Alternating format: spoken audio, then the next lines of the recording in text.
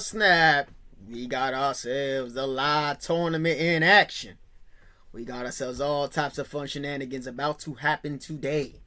Yes, we get the ESFL $2,000 qualifier in action for the $2,000 qualifier for the $2,000 tournament, excuse me. And we already have some crazy matchups that you guys already see here on the screen. We have our bracket. We have Suave Jamie as our #1 seed. We have Trixie as our #2 seed. And overall, a very, very deep bracket. And I'm excited to see how all of this is going to turn out. We already have our first fight ready to go in action. So we're going to head on over to the fight screen in action. Seems like they are fighting in the welterweight division.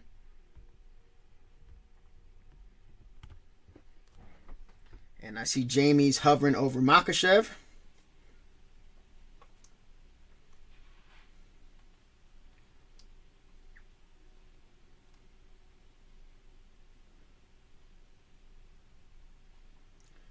And barely average gamer, Mr. Game Kyle. Those of y'all who are familiar with Game Kyle, used to be an interviewer for players in the ESFL. The fighters are free to ready up and get ready for action. However, fighters with feather step are banned here. This is all going to be done by an ESFL rules move sets. So no fighters with feather step. Bunch of exploits banned.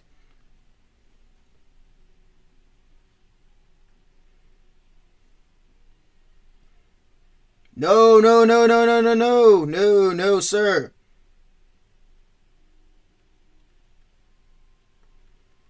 He has feather step. We are contacting the booth. Brother did not read the rules. Nobody with feather step. I think Saw Jamie is like dead set on picking our #1 seed here in the tournament. ESFL Live Vegas finalist. I think he's dead set on Makhachev. He's dead set on Makhachev. Probably looking to grapple.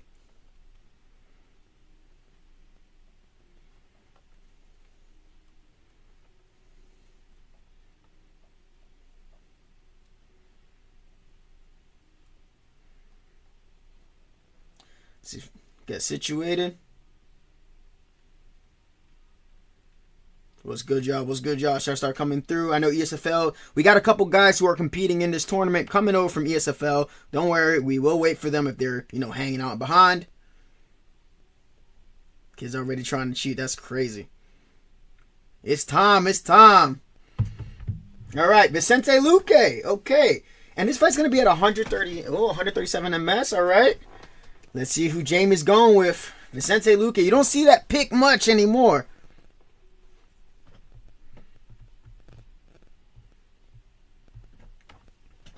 Jamie, we need you to ready up, brother. We need you to ready up, Jamie. We need you to ready up. Ready up, Jamie. There we go.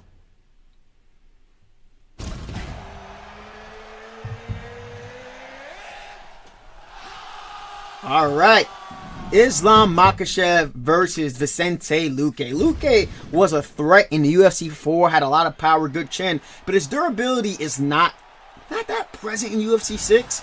A little bit of respect from the interviewer, Game Kyle, and Jamie immediately takes center, gives a little bit of respect to the opponent, pops up with a jab, immediately firing off the lead body hook.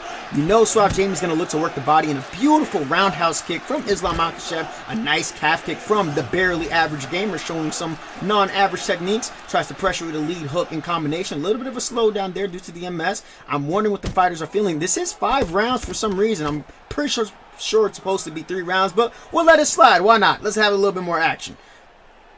We'll save the 5 rounders for the finals, though, for the best of 3 finals. Little tentative start here. Everything here is going to be a best of 1. If you get caught, you ain't going to have a chance to bring it back. Nice combination for Suave Jamie. A nice combination again from the barely average gamer. Trying to sneak in that lead uppercut with Vicente Luque. Luque's lead hand has a lot of high level moves. That lead hook is money for him. Throws again with the lead hook, cross, lead uppercut. And I'm noticing, nice window, but gets put in the horrendous single under position. A little bit of some spin and Rooney action there from the barely average gamer. Jamie unable to try to pull against that combination, but catches him with a nice uppercut, does some damage on the block. Unfortunately, unable to drive him to the fence to get some grappling going.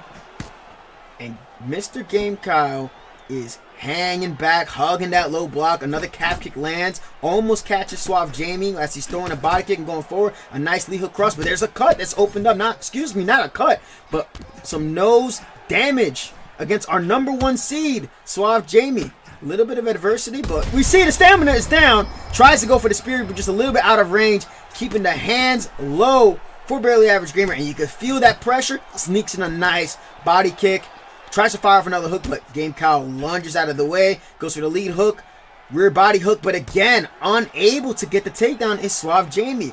And the thing is, if you consistently miss those takedown denials, those regular takedowns, and you're getting denied with low short-term stamina, it will tax you as the fight progresses. Early on, when the fighters are fresh, probably won't see too much of an effect.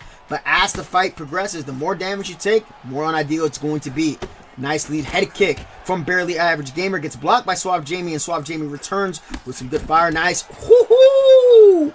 Rear body uppercut into the lead body hook with Islam Makhachev. I would like to see Suave Jamie work a little bit more of those rear roundhouses. They're working well. But as I say that, Game Kyle smells blood and rocks Suave Jamie. And there's the takedown he was looking for, giving himself a little bit of breathing room. And that flow state, the checkmate flow state, is active. But with 32 seconds left, there's not going to be much time for Suave Jamie to do anything with it. If he's here in the ground and pound, should probably look to work the body, but uses a bit of stamina with the ground and pound with Islam Makhachev, and just a little bit of a mistiming with the body kick, and you find Suave Jamie, the #1 seed, getting rocked by the barely average gamer. Good round one. See there, I mean, that rock may have taken it. Seemed a little bit more severe than what Suave Jamie got.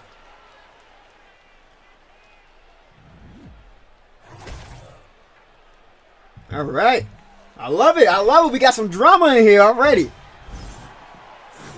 Now, adjustments that each fighter can make. See, the thing is with Mr. Barely Average Gamer, he's not content to play on the front foot. It's a little bit easier to fight on the back foot, especially. Always in the UFC series, you can see a little bit more vulnerability when you are going forward. So a lot of players tend to plant and then rip and fire off the combinations. It seems like Jamie hasn't made a read on the three-piece combinations that Barely Average Gamer is using, and that uppercut at the end of the combinations are going to dissuade Jamie from going for those takedowns. You don't want to get rocked by an uppercut when you're shooting. Believe me, been on the receiving end of those. Beautiful combinations. Jab, straight, lead hook, and cross from Islam Makhachev. And you see those moments there when Barely Average Gamer is committing going forward? Those are the ideal windows to try to attack that takedown. Nice body kick lands. And look at the body health of Mr. Vicente Luque. Tries to fire off with his own kick. Jamie's trying to press forward. Beautiful lunge from Game Kyle, and he sneaks in some body hooks too for good measure. And the damage, if you guys aren't aware, if you guys haven't watched my striking video, when you take that damage, you know, whether it's your head health, whether it's nose broken or a cut, you take 15% more damage on that side. The icon's gone away now, but it's very important that you don't trade. Your stamina also gets affected when your nose is affected in UFC 6. Nice body kick lands again for Barely Average Gamer. Return by Suave Jamie. Nice. Targets it. All right. Off of the feint to the body. Gets his hands up high. And now with 2 minutes to work, if you're Suave Jamie, you're trying to look for a submission or some sort. Unable to deny. Gets Barely Average Gamer into the back flat position where he's able to race out into full mount. Now opportunity for Suave Jamie here to hunt for the submission. He activates the flow state for checkmate, and Barely Average Gamer makes a huge mistake there. Tries to transition too soon. I think it might be a sub-defense flow state. Oh! No way! One shot for Suave Jamie with the checkmate flow state. Holy wow! Just when things are getting dicey on the feet, Suave Jamie does a veteran move. Veteran move. And is able to, get the one-tap flow state. And with that, Suave Jamie moves on to what would be the quarterfinals of the bracket for the qualifying tournament. Beautiful, beautiful submission offense from Suave Jamie. And it was getting a little bit dicey on the feet. Holy crap. Hey, somebody was talking about I don't know about this, this flow stay checkmate. I think his name is Mr. George. He don't believe that it works. He don't believe that it works. Well, George, I want to tell you, brother, that you are wrong. I'm going to tell you something that you are wrong. All right, brother? Because right then and there, Suave Jamie was able to come through clutch and move on to the quarterfinals of the 16-man bracket. Next up, we have Chiwiwi's Treehouse, the sub-demon himself versus Antonio DNS. Now, everybody knows about Treehouse. People find him to be the bane of their existence. He goes and submits all types of people. But I've been hearing around the back in the booth that Antonio DNS, he might be a bit of a problem for Treehouse. So we already see one sub go down. Treehouse, our number 8 seed, is going to be taking on Antonio. We're going to head on over and load up to that fight. Let's see. Está bueno, está bueno.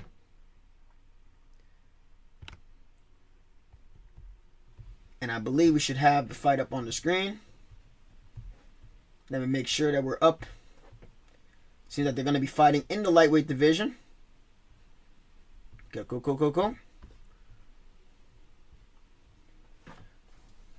All right, let's take away that chat so you guys get all the action. Ooh. I mean, I heard Antonio's from España, brother.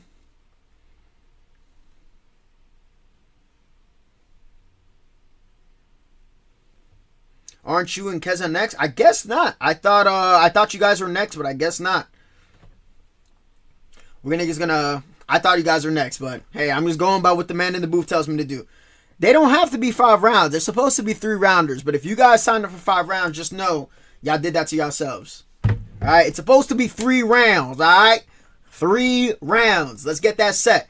All right, gentlemen, I would like for y'all to lock in. Let's lock in. Get started for action. Khabib Nurmagomedov versus Ilia Topuria. Ain't no pre-recorded. This shit live, brother. This shit is live. See how there's no volume? I don't hear any volume from Antonio's stream. So I guess it's going to be some ASMR going on here. Takedown attempt from Mr. Chiwiwi's. Denied. Antonio going for the meta option of lead hook, rear body uppercut, and look at that. Counters the first clinch attempt from Mr. Chiwiwi's with a single under attempt. Now, the thing about Treehouse is that he will be aggressive. He will be persistent, and he gets the fight down to the ground. Tries to levantarse el tipo Antonio DNS. And he's able to get up, and where Treehouse tries to find some success with the striking, unable to, and Antonio showing some high-level takedown defense against the pressure of Treehouse. Treehouse doing a good job getting his back to the fence. But the one thing about Treehouse is that his stamina management has always been something left to be desired. He is aggressive for the takedown entries, finally able to ground Antonio. But Antonio does a good job of getting to half guard, but he gives up the mount position, gets denied, and you don't want to be here. You do not want to be here too soon. Does a good job denying the arm triangle, or what could have been a mount attempt.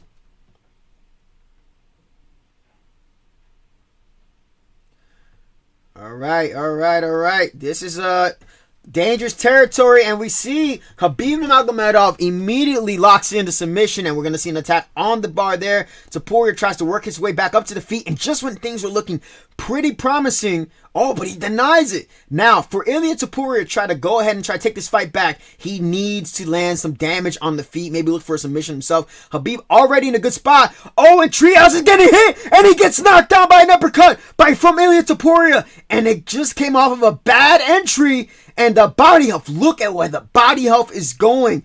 Catches him with his head dipping. Treehouse goes to the back take again.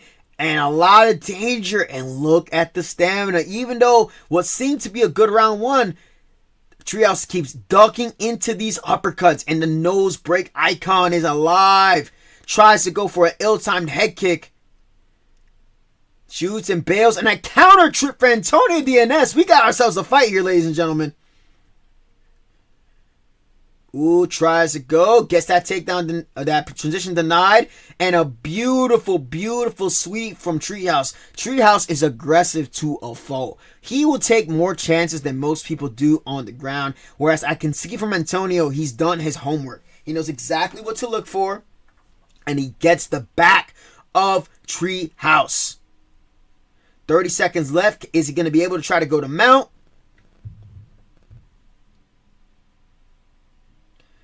Goes right back to backside. I'm going to tell them that they need to get the volume.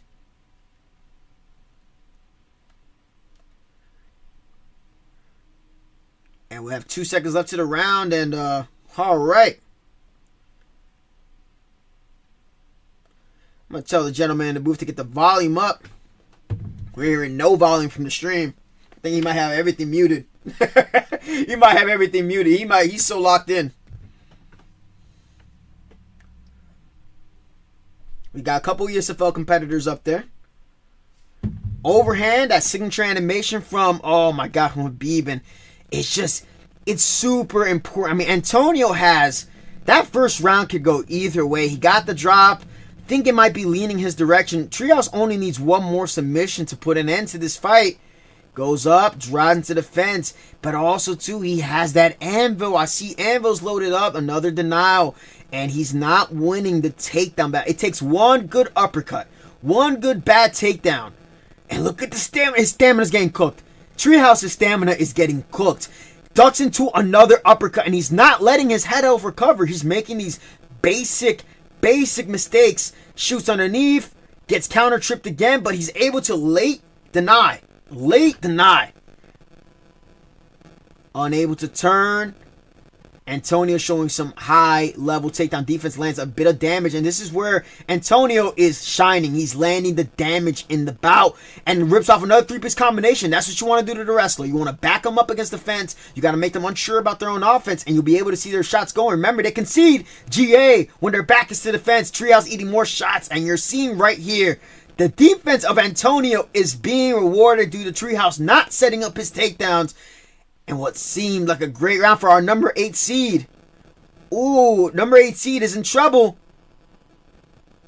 Trying to go for the over-under is Treehouse. Trying to shoot.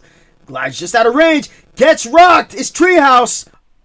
And we may smell our first upset of the night. Shoots another takedown. No dice. Is he able to recover the half guard? Seems like the stream is loaded. Is slowing down a little bit.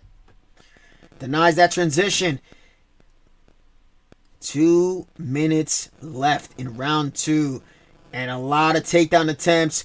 Tries to go for a clinch. Gets punished brutally by Antonio. And Antonio's hugging that low block. Making sure that he's not going to get taken down once more. Beautiful lunge from Antonio DNS. Another lead hook lands. Treehouse shoots, but to no avail. His stamina with the 100 cardio Habib is getting sent to shit, to be honest with y'all.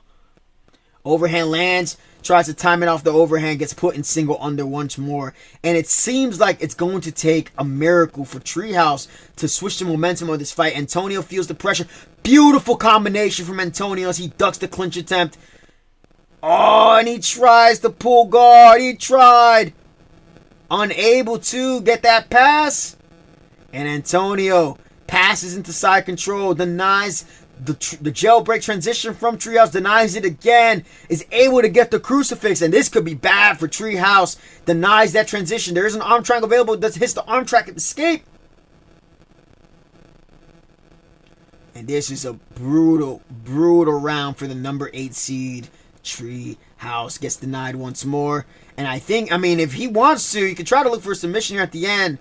And all the momentum is in Antonio's favor. Right here, Antonio is showing up as the number 9 seed against our number 8 seed. First official potential upset of the night. Treehouse would have to pull back a comeback of the ages. But you're seeing the stamina go down. That investment into trying to get a round 1 submission against a player who's targeting the body, punishing the clinch attempts, punishing the takedown attempts. This is what happens if you're going against somebody who's well-versed and is able to survive that round 1 flurry. There he goes, tries to fix the uppercut, goes up top, And it would serve Treehouse right now to try to strike for a little bit. I mean, there's a chance the refs, the judges, they could score the fight for him in round 1. And he could only be down by 1. Unable to get the takedown once more. And the stamina of Khabib Nurmagomedov is just not there. He's not going to be able to look for that bail as much. Trying to drive Topuria to the fence, but he sprawls beautifully from Antonio. And now the onus is on Treehouse to go forward, and he can't. He gets sat down with another uppercut. A body uppercut lands. Antonio showing el matador. Con todos los poderes en el mundo. Con un cocotazo fuerte. No head damage done at all by Khabib Nurmagomedov. No body damage at all. All the damage has been in Topuria's favor, and the takedowns are just not being well set up. Antonio looks to be coasting to win. I'm surprised I haven't seen Treehouse go and attack a single. Something different other than that double leg. Tries to chain off there. Gets met with the body uppercut. Counter elbow from Antonio DNS. And I'm really interested to see how Suave Jamie and Antonio DNS is going, because I don't see the way this fight is going right now, unless Treehouse is able to pull off a miracle, and it doesn't happen. Antonio DNS ducks the telegraphed head kick from Treehouse, and there goes one of our top seeds out in round 1. Antonio DNS con el matador. No. Yo he flipado. Este pavo, tío. Yeah, oh my God. Yeah, all right. We're going to mute that. And he gets the knock. Look at the knockout right there. That was something else, man. That was something else. Great win for Antonio to upset the number 8 seed, and he will be going up against the number 1 seed in our next round, Mr. Suave Jamie, as we're going to take a look at our bracket. Once more, refreshed and ready to go. Antonio versus Suave Jamie will be our next round, so be ready and tune in for that. Now we're going to be ready for our next bout of the night. ESFL is overlapping real quick, so we're going to take a minute after this fight to see which we can switch to. But yeah, right. I mean, right now we've kind of started out with 2 variations of fights. We saw Suave Jamie with a bit of adversity against Game Kyle, hanging back on the back end, land some shots, rock Suave Jamie. Could have got dangerous, but Game Kyle was unable to kind of push the trigger. And all it took for Suave Jamie, a beautiful showcase of the checkmate perk, was able to get a solid denial and one-shot sub Vicente Luque with Islam Makhachev. Honestly, that was just strong. And Antonio DNS was showcasing some really, really good takedown defense. And a lot of time players ask, well, this guy shouldn't be able to do this, shouldn't be able to do that. There's a drawback. There's a drawback when you punish. There's a drawback when you counter. If you're fully on the defensive, you're not going to be able to punish your opponent accordingly. But every single time that Antonio denied a takedown from Treehouse, he was attacking the body. He was firing uppercuts up the middle. And by round 3, Treehouse had landed no damage in round 3. And he was able to get the finish after an ill-timed head kick.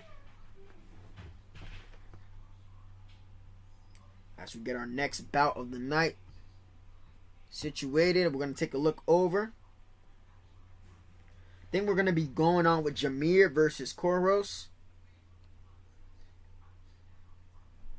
Let's see. All right, Jameer versus Koros will be our next bout of the night. Oh, yeah. Beautiful, beautiful, beautiful. I like to see this, gentleman. Let me tell you something about Jameer Live. Jameer Live, he a deviant. There's no other word for him but to say that he's a deviant. All right? He is one of those ranked demons that lurks around the corners. He is an elite player, but he's especially a ranked demon. He can lose to anybody, but he can also beat anybody. And he's one of those dark horses in our tournament that I expect to make a lot of noise. And with him being on the side of the bracket that he's on the side. All right. I don't think I have these guys seeded there. I think Dave's supposed to be on the bottom, but whatever. Dave is supposed to be our 4 seed. No, our 3 seed. And Jameer Live is our 6 seed. So we have the 6 seeded player in our bracket. Seems like he's hovering over TJ Dillashaw. And Mr. Koros hovering over Pitoyan. I see he is level 15 O'Malley, but Feather Step is banned, brother. You can't be using that dog.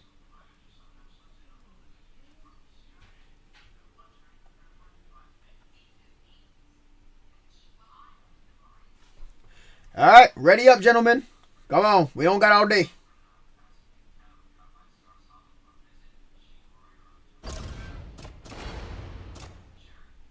No Feather Step.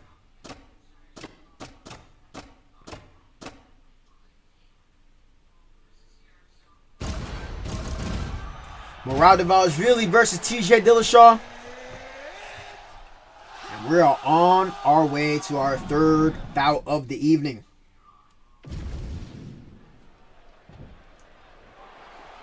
Ready to fight? Ready. TJ Dillashaw, high level head kicks, high level body kicks.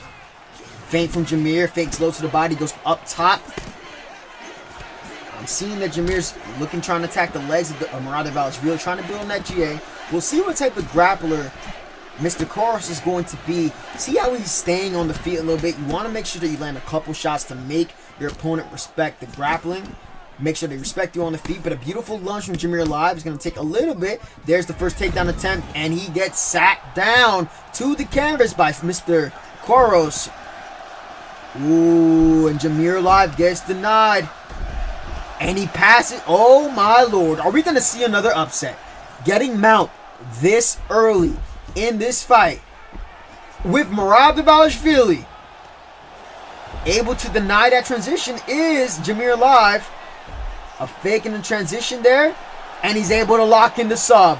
Oh, my Lord. Jameer Live, our number 6 seed, is in trouble. I'm telling y'all right now. Koros showing some sneaky grappling. Power transition from Jameer Live, but you got to be careful. If you go for that power transition, you might risk giving up that free pass to Mount with 3 minutes left, dude.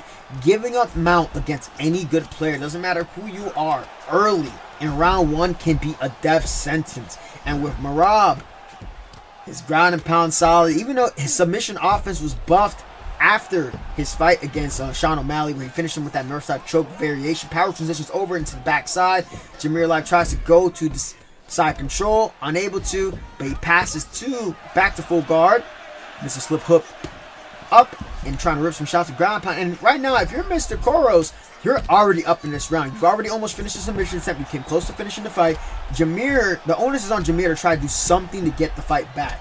He either has to go for some type of submission, some type of reversal, or maybe get some damage in the mount position, or at the very least, look for a ref stand-up. Koros landing some good shots and playing a very smart game with Romeroxvii. The stack guard oh my god, the stack guard position opens up. Beautiful defense. Oh, but he tries to kick him, but he gets up, and Jameer's stamina is really low heading into round 1. And mind you, this isn't even the patch. This ain't even the patch. Patch don't come out till 4 days from now. Takedown attempt there, and he gets brought down to the mat again. Now we're seeing some grapplers having some success now. 46 seconds left. Power transitions right back into the half guard position.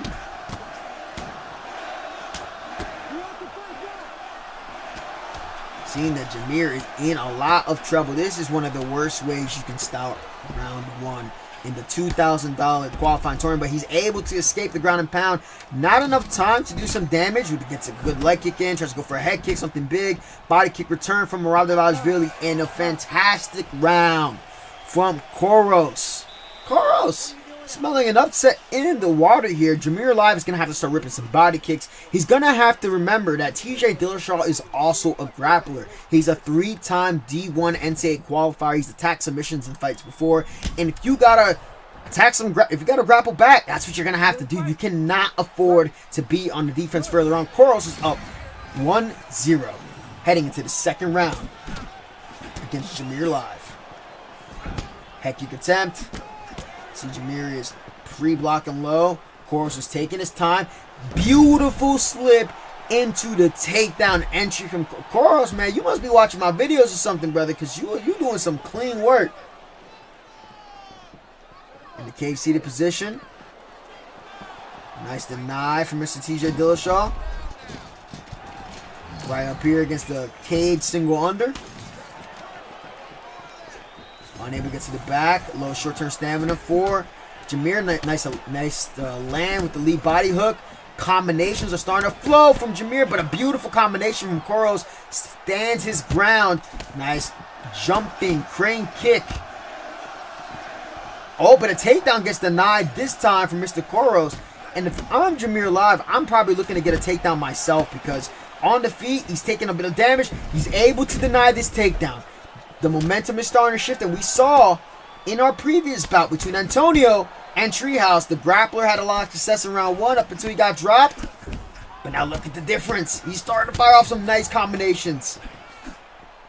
Goes to the double hook, ducks right after. I'm starting to see some holes in the striking of Koros where he has some expectations on how his opponent's supposed to react. And I think Jameer is noticing that now. Another rear leg kick lands. Second one lands. Oh my lord. Fainted to the body. Went up top with the hook. And he gets timed with a beautiful takedown to slow down that pressure. The damage is leaning towards Jameer Live's favor. But Koros. Oh wow. As I was saying, Koros lands some fine entries on those takedowns. Jameer Live saying, who don't got no jiu-jitsu? And is able to land a beautiful sweep to put Koros on his back. But you know that sub attempt in round 1 is looming large. Unable to get the pass to mount. Tries to go across there. Let's see if Jameer goes to side control. He goes to side control. Appreciate all y'all tuning in for the qualifying tournament. We got some good action today. Prize tournament has already concluded itself. I'm mine right now. A lot of stamina being exhausted from Romeroxvii. Beautiful body shots from Jameer Live on the exit. Tries to fire off another head kick. Now we did see Treehouse. His head kick got ducked. And he got flashed. It'd be crazy if it happens 2 fights in a row. Tries to slip and rip. Seeing some more success. Some preemptive slips after shots. Ooh, could have been deadly there. Lead front. Jameer's taking this round. He's landing some more damage. 3 seconds left. Great second round, gentlemen. Obviously, Koros is taking that first round. He's taking that first round.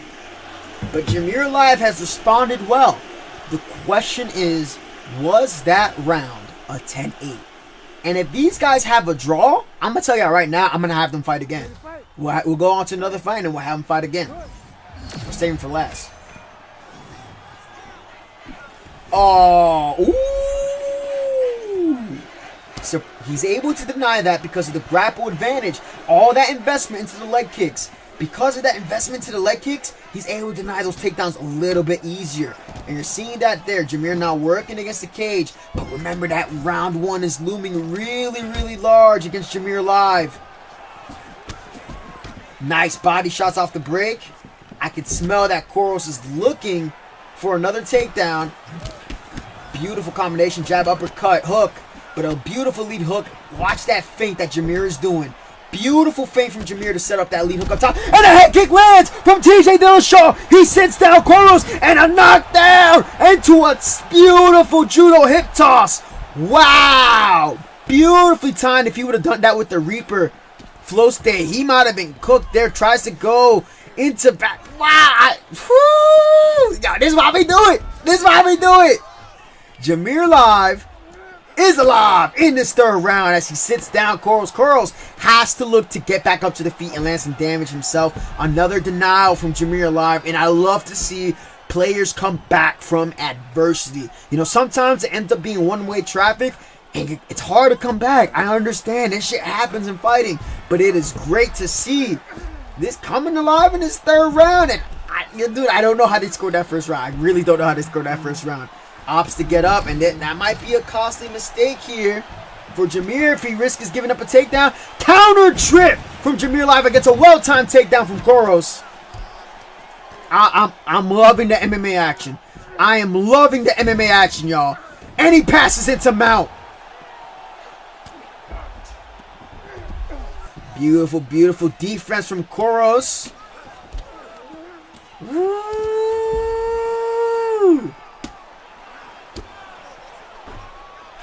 Look at this dude. With the stamina changes that are released in August 6th, I'm a little bit concerned. I ain't gonna hold you, because if his stamina's looking like this with Merab, man, we're in for it. We're in for something. Uppercuts landing as he opts to go up, and he goes for a takedown. But look at that, denied by Koros, but it does attack the body. And you're noticing again, like what happened with Treehouse versus Antonio. Who's landing the most damage right now on the feet? T.J. Dillashaw is landing the most damage. Look at the leg of Merab Dvalishvili. Ooh, activating the flow state. This is stamina flow state from Merab. They're both trying to bait out some big shots from each other. You know that head kick is looming large, but also with Reaper, it also buffs the leg kicks too. I can see that he might be looking. Ooh, almost gets caught with a head kick. Oh, my lord. Okay, do not skip it, you bastards. Don't skip it, you bastards. You don't skip it, you bastards, but whatever. Hey, don't fucking skip the shit. Don't skip the goddamn motherfucking the judges' scorecards, bruh. Come on, man. What y'all doing? This is presentation. Jameer Live takes the fight. Koros comes out slow, mate. Comes out short after a fantastic first round. Man, I mean, that was something. That was something. That was a hell of a bout, man. I mean, you started out strong with the submission. You guys, man, listen, don't be skipping the judges' decisions, all right? Don't be skipping the judges' decisions. I got my whole OBS all types of fucked up because y'all wanted to go and skipping decisions and shit. Understand? Don't be doing that shit. That shit angers me. It irks me in many ways. So, Jameer Live moves on into the quarterfinals. Next bout is going to be JC21 against Not Nasty GG. We'll have... Man, can you get that damn music off? Man, motherfuckers, man. I don't know about ESFL settings. Come on, dog. What is this? Is it music? Get this damn music off. Y'all be slacking.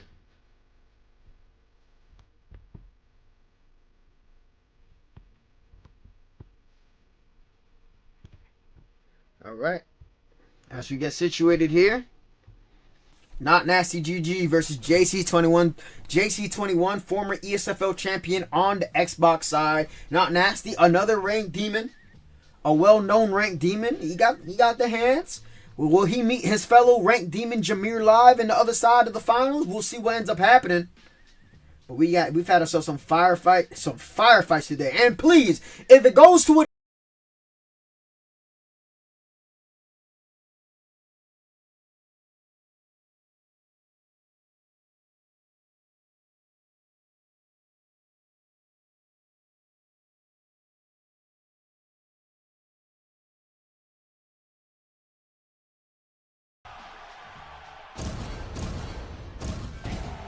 that shit better not be there when we're playing, bro.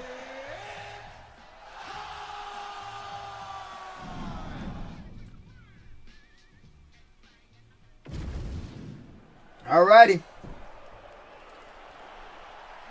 Max Holloway versus Ilya Tapturo.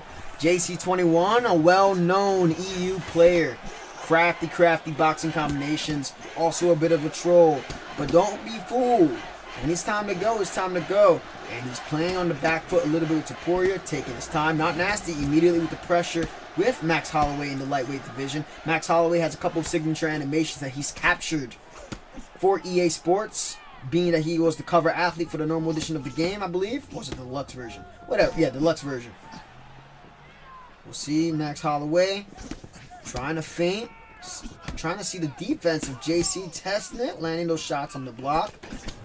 JC circling back with a 4-piece from Not Nasty. Remember, Max Holloway has level 5 boxing combinations, so he has a lot of avenues for attack. Seeing Ilya Tapura throw a body kick. That motherfucker ain't throw no damn body kick in the UFC, but whatever, we'll let it rock. Jab real hook. Classic from JC21. Ooh, the stand switch signature jab from Max Holloway. I see Not Nasty doing his homework. Tries to fire off the open stance head kick to catch Tapturo lacking. Jab lead hook lands. And you noticing like the pace is kind of slow just a wee bit. right here, right? They're taking their time. They're testing each other's defense a bit. I'm noticing the one who's getting the better of the shots exchanged here is Not Nasty GG. And JC is one of our higher seeded guys in this bracket. The power of Ilia Topuria, always a factor. His signature animations as well, with his body hooks, overhand. Also has the Aura Farm lunge. Beautiful ducking counter from JC21, and Not Nasty's not letting his head health recover. Pay attention to the short-term head health of both fighters when they're getting into those trades and those exchanges. It's eating a lot of that extra damage, but he fires back with a beautiful 4-piece. The block of Ilia Topuria is going down. It's taking a lot of damage. Ooh, almost makes a fatal mistake there, going for that rear body kick with Ilia Topuria. Beautiful rear hook lands for JC21. A nice head kick to keep the hands up. I don't think either of these gentlemen are going to be looking to shoot anytime soon. I think they're just ready to throw hands and figure it out.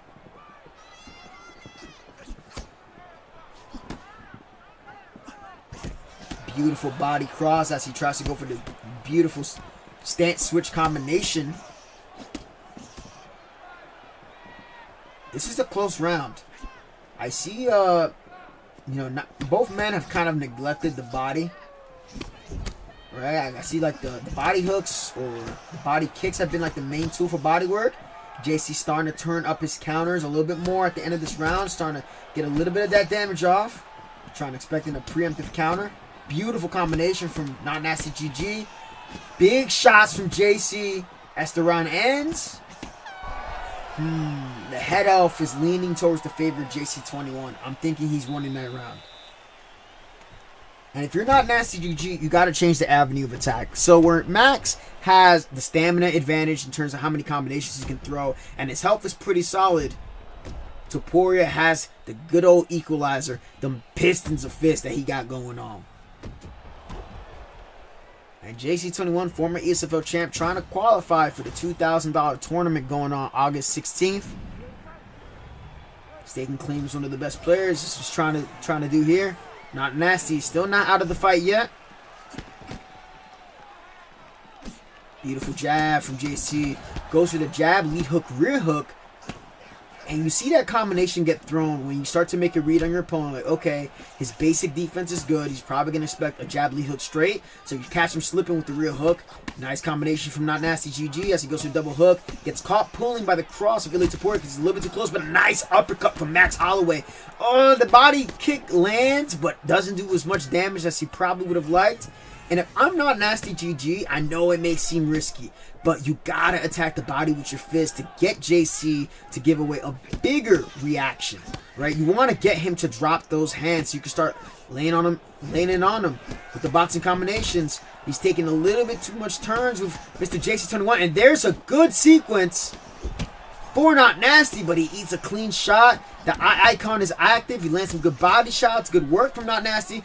Beautiful stance switch into the rear body hook. Okay, they feel to go say something. Ooh, uppercut lands, but Not Nasty starting to rip the combinations, and he rips the flow state open. He has his visuals turned on. And a beautiful pull counter cross into the lead hook. Good defense, but you gotta remember, Topuria also has that Tiger flow state, which is going to see a slight nerf. But you think, just as you think that's, oh my lord, look at the head off. Look at the head off of JC21.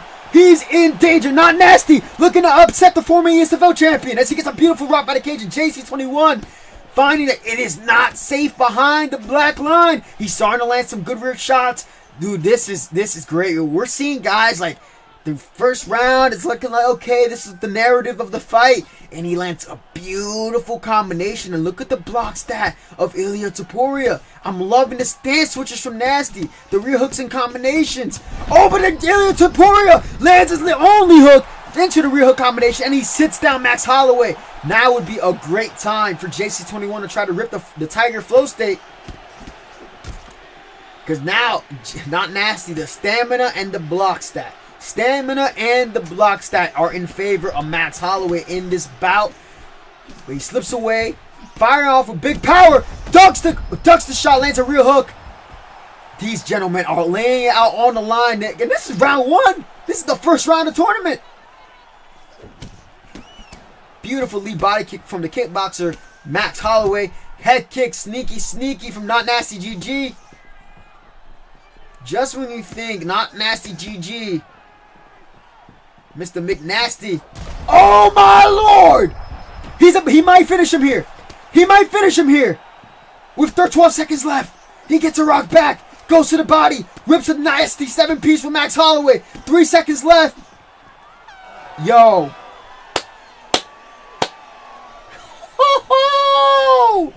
I don't know who won that round. I don't know who's won that round. Please, if this somehow goes through decision, don't skip it, please. Catches him trying to go for the Superman punch. JC now trying to press forward. Beautiful planted slip rear hook combination from JC21. Still hasn't popped the Tiger Flow stay. I'm surprised he hasn't done so, because if he would have popped it right there, would have been a nice GG. Oh, both with their short-term head off is low. Nice lead body kick catches him on the exit. Lead hook cross from Not Nasty to reclaim back to center.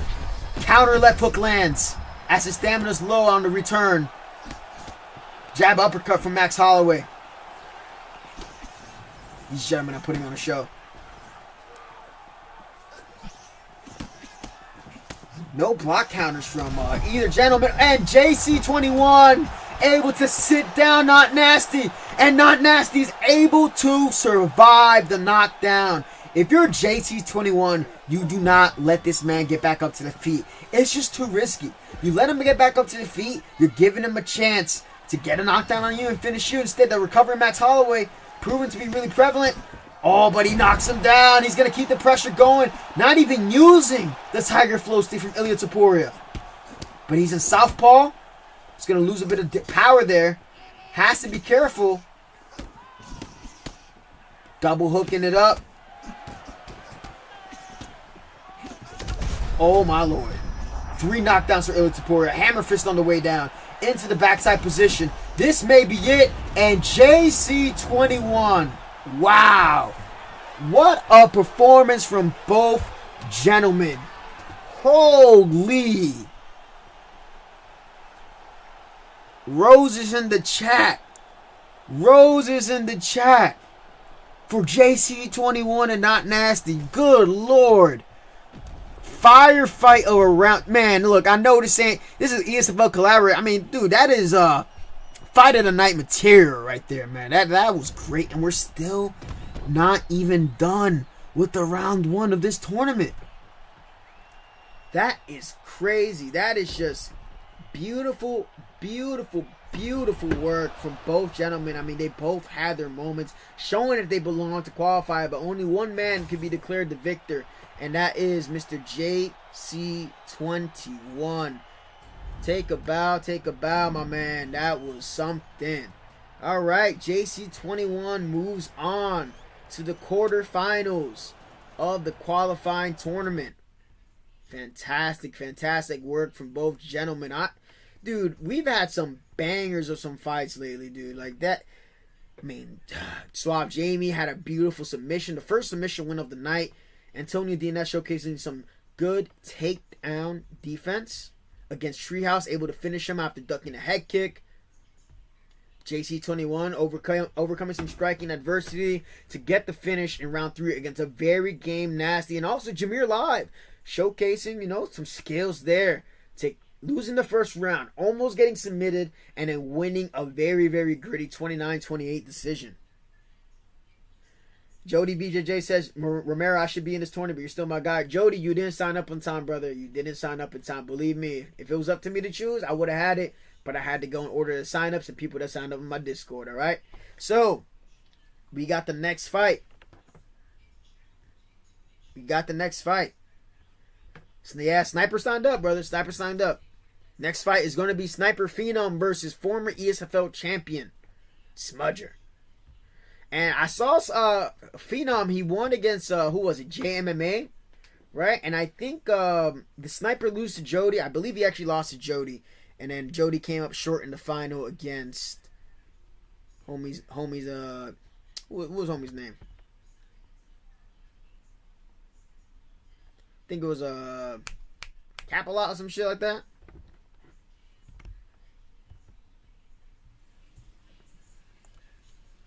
So we're gonna get this fight underway.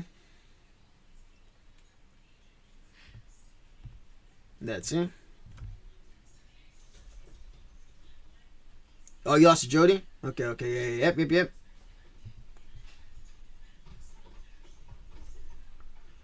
Alrighty. Gentlemen. Alex Pereira, where's the... Bro. I was about to say, where's the volley? Smudger versus Sniper Phenom. We got Chama versus John Jones doing the Chama dance. Yeah, we closed the chat. Don't worry, Mello.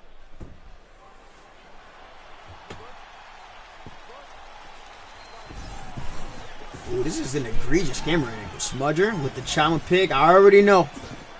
Nice feint from Smudger. Gets the leg kick checked. Now, against guys like Smudger, people are part of the NM camp. They are always going to be slipping preemptively after they throw shots, especially to the body. They are always trying to make sure that they don't get hit on the return. Tries to go for a spinning kick, but gets interrupted by the jab of John Jones. Nice takedown defense from Chama Smudger. Sniper Phenom has to let his hands go, but it's going to be very difficult with John Jones. Over-under is an option to try to crash in and stop the hooks of Alex Pereira. Oh my lord! Spinning attack rocks Alex Pereira. Sniper Phenom able to get Chalaman to the fence. And this is where you want to be if you're John Jones. And he's able to take Smudger down. Smudger, one of our top seeds. I believe he is the 4th seed in our bracket. Yes, I know this is an egregious camera. Yeah, he is the 4th seed in our bracket. JC21 was our 5 seed. Even though it's reversed in our thingy, but whatever. And you like to see the way that Smudger's able to get back up to his feet. Tries to chain the 2 takedowns together, but Chalaman able to deny. And for every second that you're up on the feet against Alex Pereira, there's always going to be a chance that he can drop you. Always going to be a chance that he can rock you. But a nice shot selection from Smudger. I think with Sniper Phenom being so unorthodox in a way. Like, he's not throwing the traditional combinations that guys like Smudger are used to throwing. Like, there's a sequence that a lot of elite players kind of throw. But Sniper Phenom, it seems like maybe that spinning heel kick was just a one-off. Good denial from Smudger. Look at the stamina that gets drained off of that takedown denial. And a beautiful Chama leg kick, calf kick from Smudger. Beautiful slip against John Jones. Man, I mean, those are optimal opportunities for Smudger to try and to duck or get a takedown to the feet, because Smudger's landing more of the damage here in this round. Yeah, I don't know how y'all can... Hey, I don't know how you playing with this camera angle, dog. Oh, my lord. Sniper Phenom gets sat down by Chama Man. Beautiful calf kick from Smudger. He was now in control of this round 1. Had a little bit of adversity. But Sniper Phenom isn't... Oh, my lord. He is not varying his attack, as I would say. Good pressure. Saving that Tiger flow state for later, I assume. Beautiful pull. Lands a spinning heel kick. I think Smudger's going to probably try to look to get him out of here round 1. Oh my lord. Saved by the bell. 10-8 round for NM Smudger.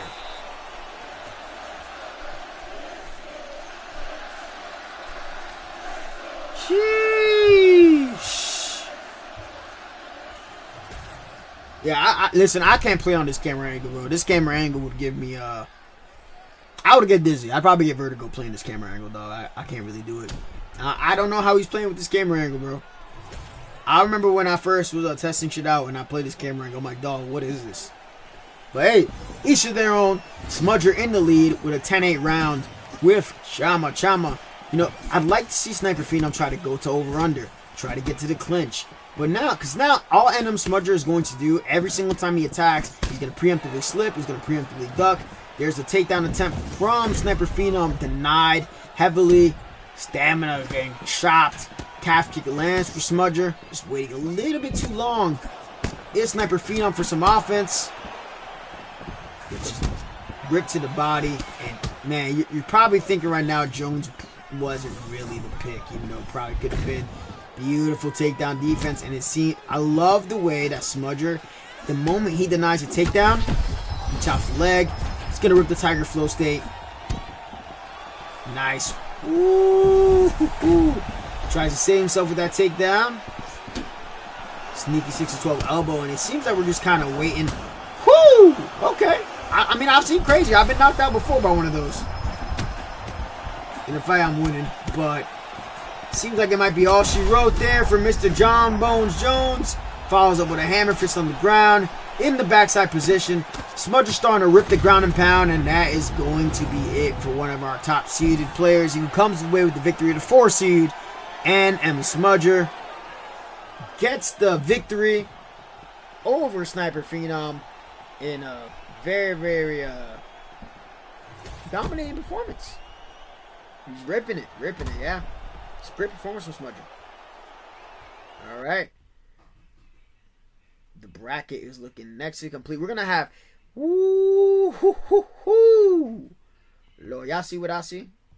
Y'all see what I see? Y'all see what I see, right? JC21 versus Smudger. 2 ESFL champs facing off against each other. Y'all see what I see? Is that going to be our second round? Ooh. Man.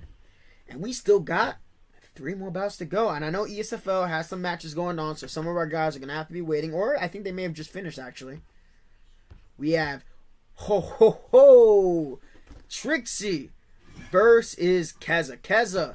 He had a strong victory against Papa Doc on ESFL. I think that was his most recent win. I could be wrong. Trixie also would have went over Papa Doc. So if Papa Doc were to win his next bout, I mean, that would be a revenge bout for him. If he can. We'll see. But Trixie and Keza, both of them very, very crafty. Trixie, more of a grappler than a striker, but don't be fooled by homeboy. He will get to work on the feet if need be. Dude, this is some pay-per-view type of fights. I see they're in the bantamweight division. Trying to get this fight loaded up. Get situated right here on the screen. There we go. Keza. 4-1 run on exhibition. Stepping in on short notice for Yair Kickboxing. Trixie, our number 2 seed of the tournament, using Pitoyan. We are on our way. Ready. Good. We got the America flag. Look at the cat. Ooh, already with the calf kicks. I think people forget that Cody Garbrandt, in his heyday, he also has some pretty crafty athletic kicks in his arsenal. But a good exchange there for Keza. See some kicks in return from Pitoyan. Beautiful 4-piece combination after the lead high kick. Funny enough, like I remember some people be like, "Yo, when did the fighter ever throw this?" And then I'll go watch their fights and then watch them throw it. Like I've seen Cody Garbrandt throw a high kick and then fire off a 3-4-piece combination. But he's doing a good job of backing up Trixie. Trixie, man, I'm surprised he didn't go with a grappler. But I mean, your options are, Romeroxvii. There's no Aljo at this weight class for some fucking reason. Beautiful counter cross. Beautiful Peter Yan body roundhouse. Umar is more of a striker than he is a grappler, even though he can grapple, obviously. Nice check on the return. Lee hook straight for Keza. Oh, but the chin of Cody Garbrandt gets him rocked. You're starting to see Peter Yan, and there's the first takedown attempt. And just like he did against Romeroxvii, we're going to see Peter Yan take down Cody Garbrandt. He recognized he committed a foul. You committed a foul, yep. You are not allowed to go for that neon belly fake, young man, and that's why he got up. He is able to rectify his flaw, rectify his sins, and he lets him get the free get up. Good job on being a good sportsman, Trixie. For those of you who don't understand why that is banned, it's because it freezes you down in the bottom position and erases the bottom player's GA, and it stops him from being able to transition anywhere but up. But nice combinations on the feet for Keza as he starts to rip some head off of Peter Yan. And you can tell that Keza, like, notice he won that exchange. He's firing off that intercepting knee body kick. Is missing on that rear uppercut. Nice spinning back fist attempt from Cody Garbrandt. Beautiful pull counter from Keza. And I'm starting to see the reads being made here. Slip straight.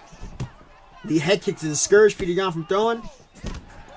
Trixie lands a nice cross as Cody Garbrandt tries to pull away, but just slightly out of range. Those animations of Peter Yan can be very, very tricky as he rips the high guard. But now he gets rocked.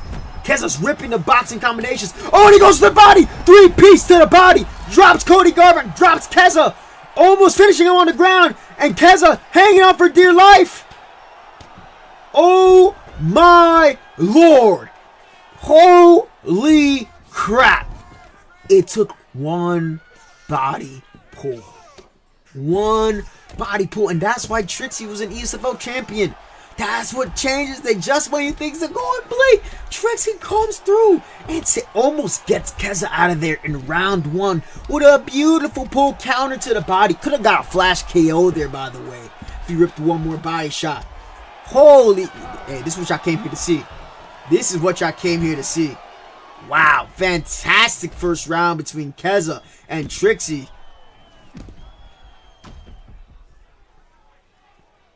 Man, I gotta get these ads out of here, bro.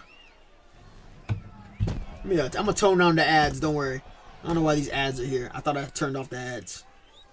But a great first round for Trixie after having some adversity. Look at that rip to the body. If he ripped one more body shot while he was falling in that animation, it would have been GG's. Like, there would have been nothing he could have done. Look, Keza is a live dog. Stamina advantage for Trixie off of the strength of that body rock. Look at that beautiful counter from Trixie. Saw him whiff. Fired off the cross. Another jab uppercut lands against Cody Garbrandt. And I noticed that both gentlemen are trying to catch each other on the return. Whiffs the lead body kick. I see what I see, and I like what I see. Peter Yan, yes, man. I remember I was requesting that from EA. Like, they gotta let, Volk, Yan be able to fire off the lead hook into the lead body kick. It's something that they do a lot.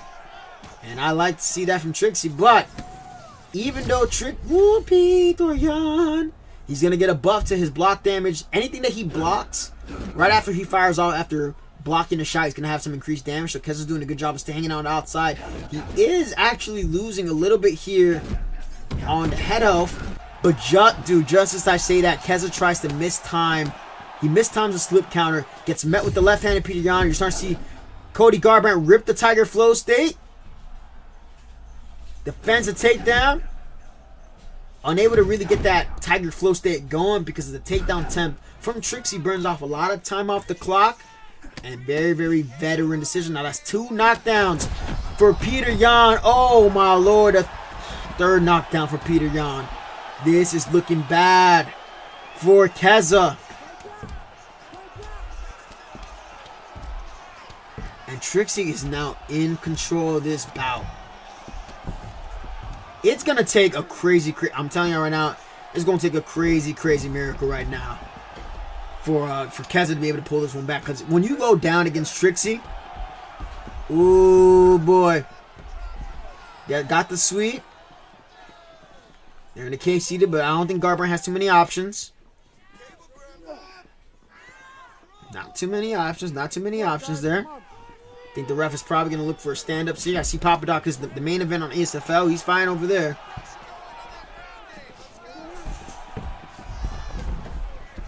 Woo!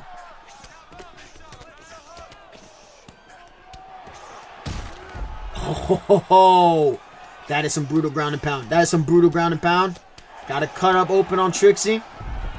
I mean, if Keza gets to mount, if he gets to mount, he rips open some shots. No, he opts not to. Trixie playing this smart, but got to be careful not to give up the stack guard. Dude, yeah, I'm going to make sure in between. I'm going to address these ads real quick. I'm sorry that these ads have been popping up. Beautiful denial from Trixie. He's playing it safe. Hey, look, man. There's a chance to qualify for a tournament where you can potentially win $2,000. I understand why he burned off some time there. He won the round. He has no obligation to stand back up. So, Trixie is up 2 rounds right now. Keza is going to need to summon the spirit of Jeff Harrower in order to pull off a victory, because Trixie has victory in the next 5 accelerated minutes. Keza is going to need to summon all the bit of vulnerability, vulnerability, I was gonna say RNG, but it ain't no RNG. Vulnerability, a mistake from Trixie, something to give him life heading into this 3rd round. Is he going to be able to pull this off, or is Trixie going to be able to advance? You ready to fight? Ready. Do it. All right. I'm loving the way he's intercepting Keza's shots. The round shots with the straight from Peter Yan. That long cross. Back steps out of the way. It's good defense from Trixie. Keeps catches him off guard. And I don't think Keza's made the read that, you know, Trixie has been pulling a lot. Could have helped him to go to the body there and then up top to the head. Doubles up on the lead hooks. Nice animation. Ooh. Oh my lord. Good damage from Peter Yan. Nice parry block from Mr. Kezala.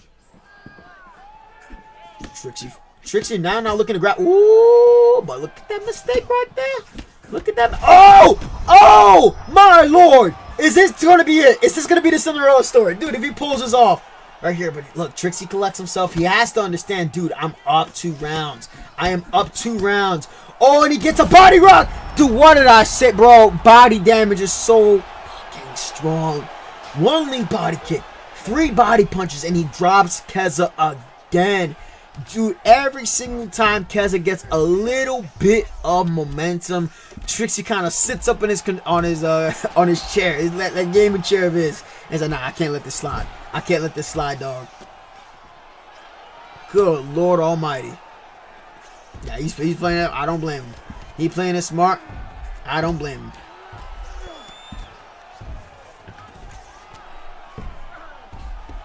Because able to get back up to his feet. He has 2 minutes to try to make a miracle happen. Good parry block, but defense is not going to be the answer here unless you're able to counter. Trixie playing very relaxed. Goes back to the body. See that? That's the read that Keza needed to do. He had to start attacking the body off of those pulls. Beautiful long guard.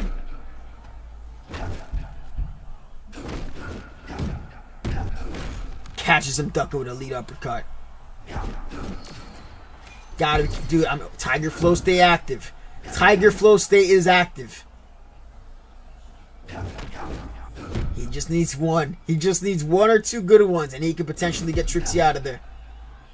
He's going for uppercuts, though, instead. See, Trixie fakes a takedown. I guess about, yo, Trixie's like, I ain't even chancing it.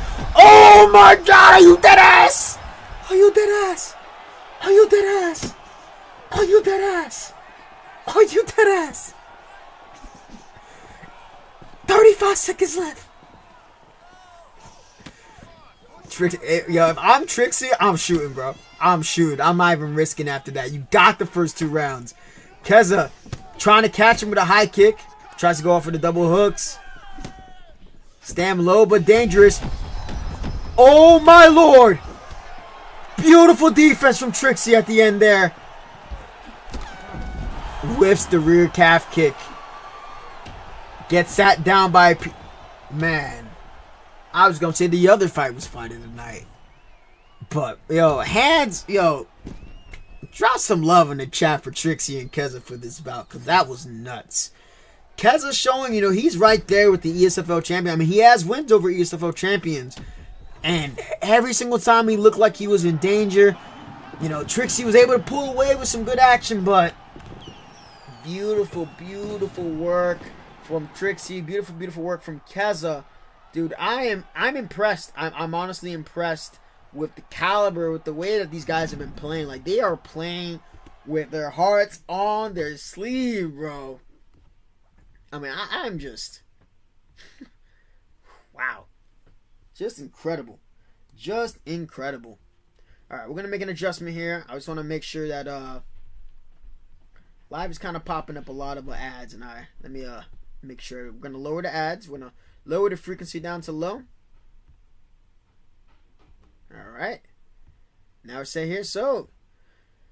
Whoo! I mean, Papa Doc is currently playing in the ESFL right now. Unless that fight is about to be over soon. We're going to have Trixie moves on. And we have Dirty Dave and Drake UFC. I believe that Dirty Dave should be ready.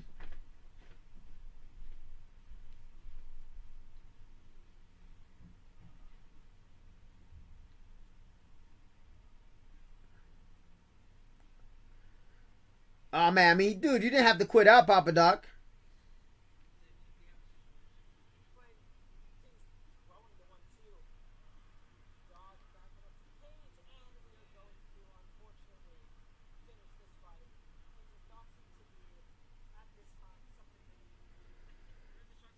Yeah, I think he kind of conceded. Oh, yeah, he lost that bout. Okay. Papa Doc is coming through for this tournament, I guess. We'll see. All right, so we have Smudger, JC21 as one of our quarterfinalists. Suave Jamie and Tony DNS is our other set of quarterfinalists. We have yet for our other quarterfinalists to be decided. Papa Doc versus Te Abro la Cabeza.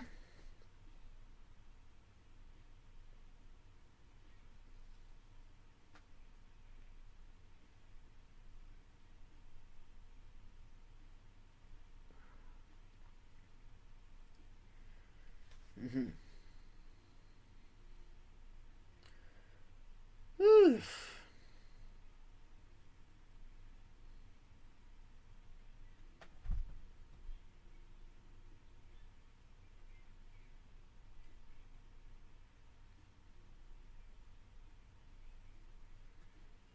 Mm-mm.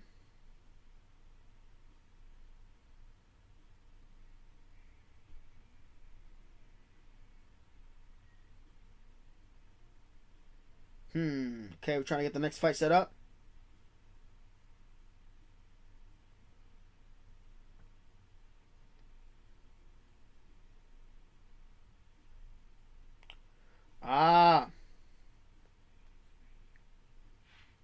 All right, so I guess, I mean, dude, Doc, you did not have to quit. Doc, you did not have to quit out of your ESFL main, man. You could have just finished that fight out. All right, well, Papa Doc said, fuck, he said, fuck the ESFL fight. We're going to go straight into action on this tournament. He said, no, fuck that. He's ready to get in there. All right. Papa Doc taking on Te Abro la Cabeza. Not hearing much volume. Te Abro la Cabeza out there with some got some lag there, 130 ms. Probably because I think Te Abro la Cabeza's in Spain.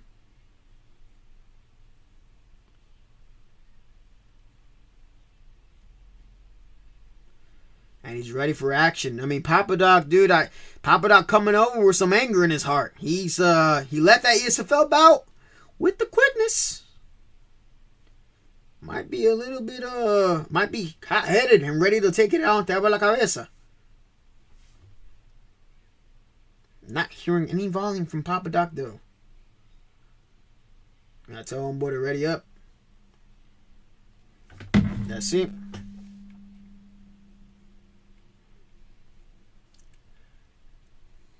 I'm gonna tell him he didn't have to quit out, though.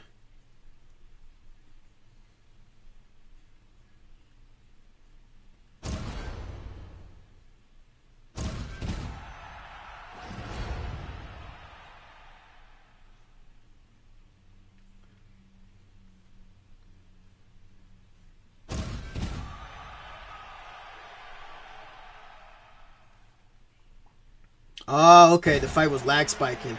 That's why Doc left. Oh, they canceled the fight. Okay. That's why. Okay, we got clarification. Okay. The fight was lag spiking. And they canceled the fight. Okay, got it. That's why he left. Okay. Alright, Papa Doc versus Te Abro la Cabeza. 6 a.m. in Dubai. Leon Edwards tries to go for the takedown right away. Denied by Leon Edwards. Tries to go for a takedown himself. Denied by Papa Doc. Sneaky count. Ooh, look, man, with 3 rounds to work, you don't have to rush. You can set it up with your striking. Beautifully body hook from Papa Doc lands. Te Abro la Cabeza, I can see. Ripping the low kicks. a good strategy. We've seen it a couple times in the bout, right? We've seen a couple times in previous bouts where the leg kicker helps them against guys who are looking to grapple. Beautiful ducking counter from Papadoc. Gets the over-under. Gets him to the fence with the over-under option. Nice body kick lands from Mr. Treva. We're going to call you Cabeza. We're just going to call you Cabeza. Nice combination from Cabeza. See, Papadoc is just kind of waiting there. Looking to draw out some responses. Feints low. Some ducks from Cabeza. Beautiful two body hooks and a nice up top. And he rocks him with a knee to the head. Oh, he's going balls out crazy. I mean, that would have been an ample opportunity to go get the takedown that he was looking for. But Papadoc able to get a nice intercepting knee as Leon Edwards ducks. Gets the rock. Postures up. Starts ripping the body as Papadoc. Makhachev, 1-0 so far in the tournament.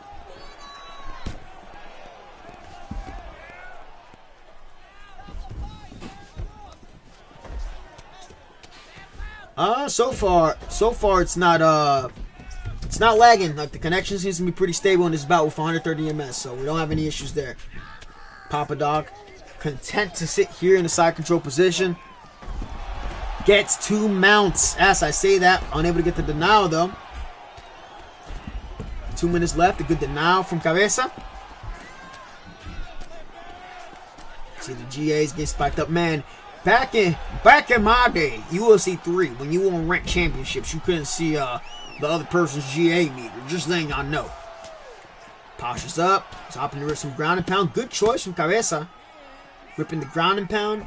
Giving himself some options. Papadoc tries to fake the arm drag to take the back. Unable to do so. Denied by Leon Edwards. Denies that transition. Armbar might be an option there for Papadoc. No, goes for the half guard sweep instead. Says Jiu-Jitsu. Tries again to pass the side control. I mean, some good defense from Cabeza preventing Papadoc from getting to the ground to the side control position. And I'm loving the fact that Papadoc is ripping to the body in the ground and pound, because you don't want to give your opponent any options to keep denying your takedowns with a stamina advantage. And if you're looking to work and chip away your opponent with some grappling, and you're having a hard time getting to the positions you need to be, going to the body from half guard, great position to attack. Gets the side control for good measure. And a very, very controlled round by Papadoc, but still not out of the water yet. Leon Edwards Cabeza is showing himself to be, he has some good offense on the feet. He's been landing some good damage. Try to go for a takedown attempt there. And you're seeing a lot of the highlights, though, being shown from Leon Edwards.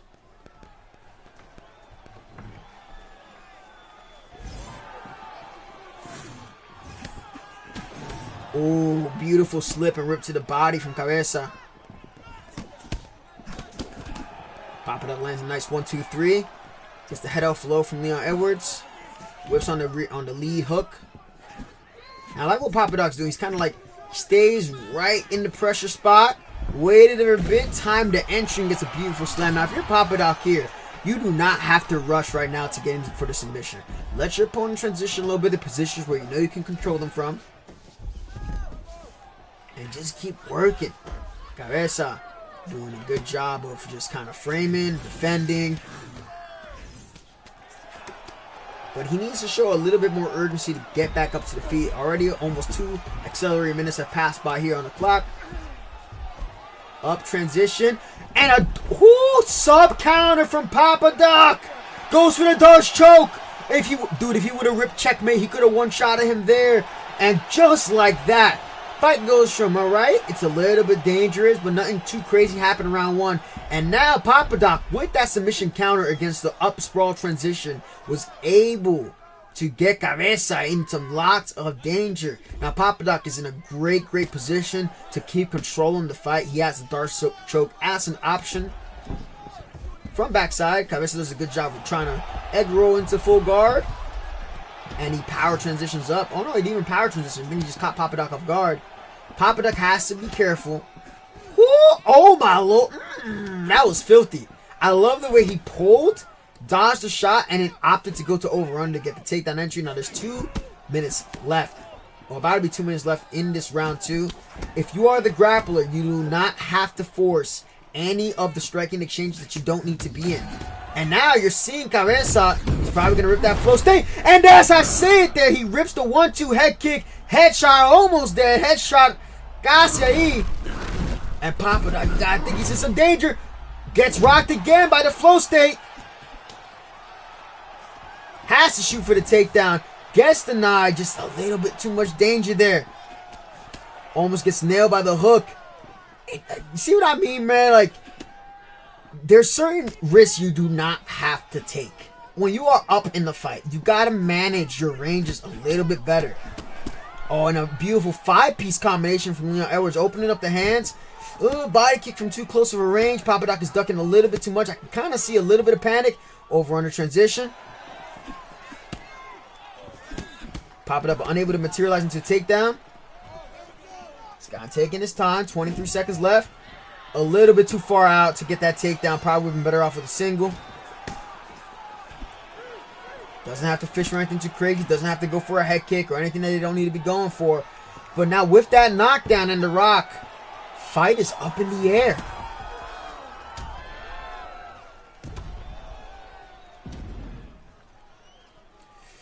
Yeesh. Might see another upset.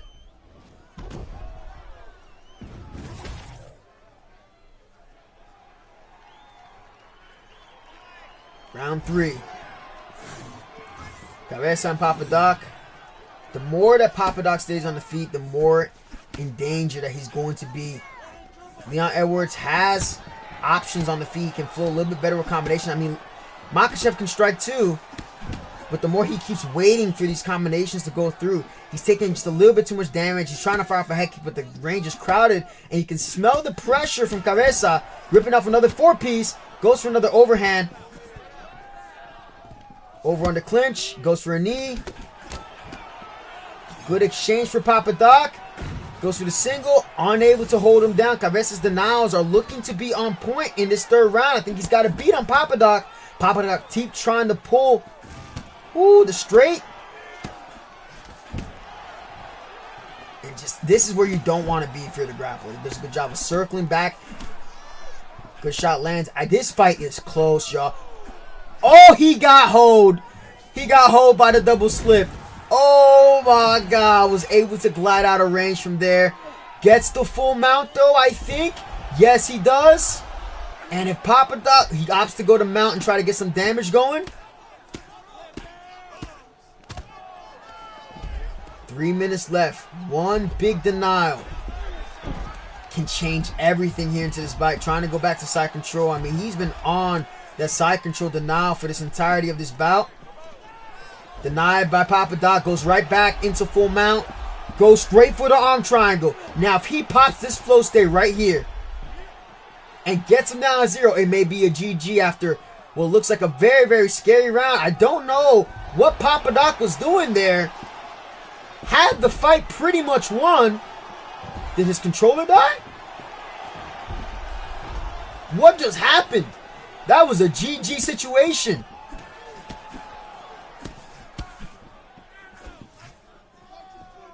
Seemed like he just kind of didn't realize where he was at in the fight and cost himself the victory.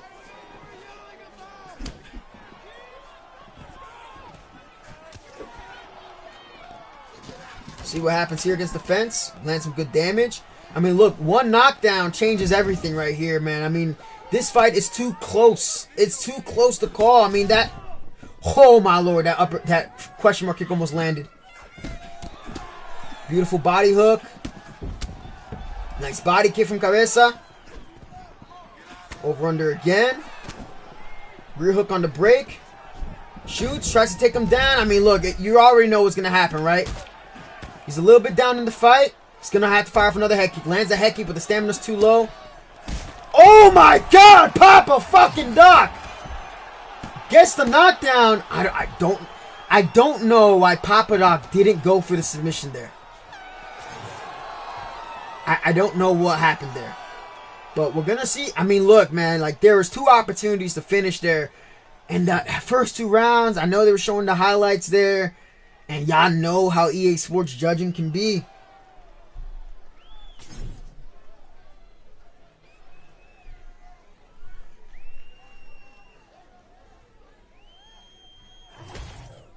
Your winner by unanimous decision. Woo. I mean, scary. I don't know what happened there. I saw the bobble and mount, but, you know, he ended up losing. Woo. All right, we have our final contestant. Dave is in his ESFL bout right now. We're going to take a look over. 30-27. All right. Man, that was something. That was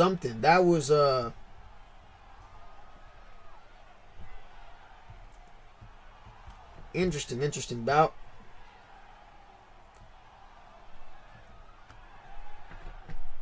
Ay. Holy crap. Papa Doc gets his rematch against Trixie. Sorry about the transition there. I don't know why I was acting up. But we have Suave Jamie versus Antonio, Smudger versus JC21, Trixie versus Papa Doc, and now we're going to wait for Dirty Dave versus Drake UFC. And it seems like the fight is Dirty Dave. Coming up short against EK Warrior on ESFL. So he might be a little bit dejected there. Might be dejected heading into this, but we'll see, man. He's going to have to brush it off and get ready to compete in this tournament. Man, that bout looked like it was crazy. That bout looked like it was something special. I mean, let me know right now in the comment section, what was your favorite fight so far of the night?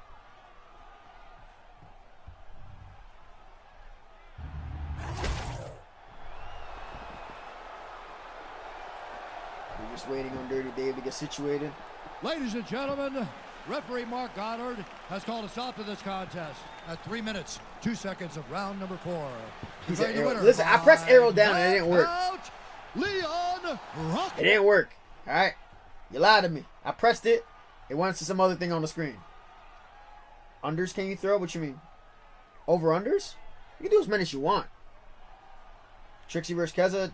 Me versus Keza. It was fire. It was pretty fire.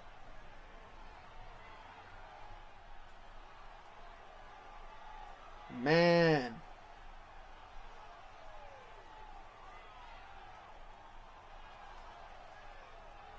Jamie's like, no, Antonio. You just can't do the feint exploit. Alright. We're going to have this...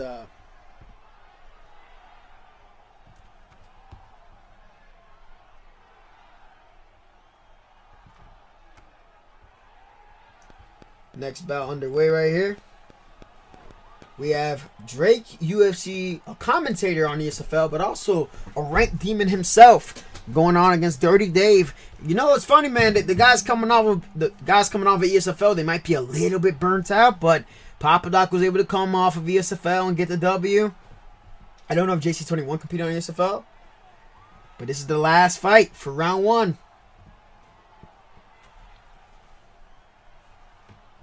¿Cuántos unders? Over-unders?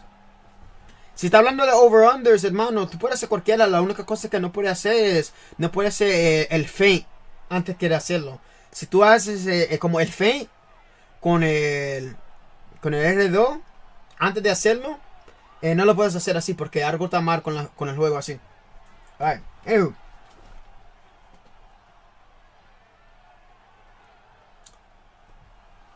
Alright. Gentlemen. Dirty Dave. Ooh, Drake UFC is going with Makhachev. Dirty Dave, it looks like he might be thinking about Leon Edwards. We've seen a lot of welterweight fights.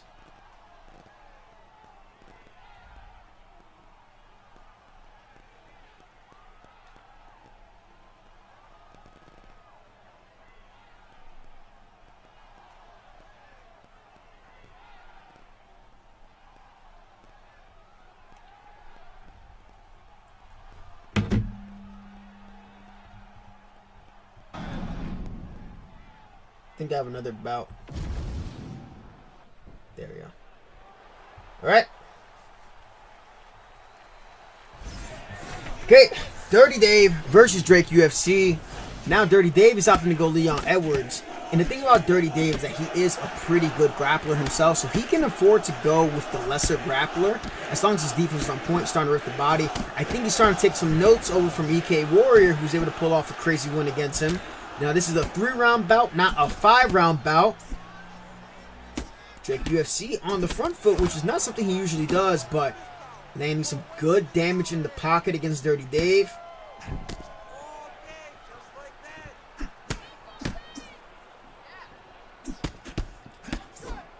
Nice slip from Dirty Dave. Takedown feint into the rear hook. And Dirty Dave opts to go for a takedown on Leon Edwards. It's not that Leon Edwards doesn't shoot takedowns. We've seen him take down people before. We've seen him take down RDA, Kamaru Usman, even Colby Covington. But the game in terms of variance, in terms of submission offense, it's not going to be as high as Islam Makhachev. And Makhachev's submission defense is pretty up there. So I can see why the threat's there. But you can't force that against somebody like Drake UFC, who's a very, very live dog heading into this fight. Especially when we have to consider the mental state of Dave. We got to see if he's going to have that championship level composure. Now, Dirty Dave has yet to win an ESFL championship, has always fought for a title, but has come up short. Veteran competitor with over like 40 fights in the ESFL, if I'm not mistaken. Drake UFC just coming into the competitive scene, has been trained by the likes of Ed Parker 02 and Muay Thai Jesus. Sneaky lead body kick from Islam Makhachev lands. Tit for tat on the exchanges. Nice lead hook lands for Leon Edwards. See, every time that Drake UFC takes a bad hit, it's almost like he takes a little bit of a time to disengage. He doesn't like what's going on. He backs up a little bit. He waits before he fires again. And his main method of disengaging is just simply retreating.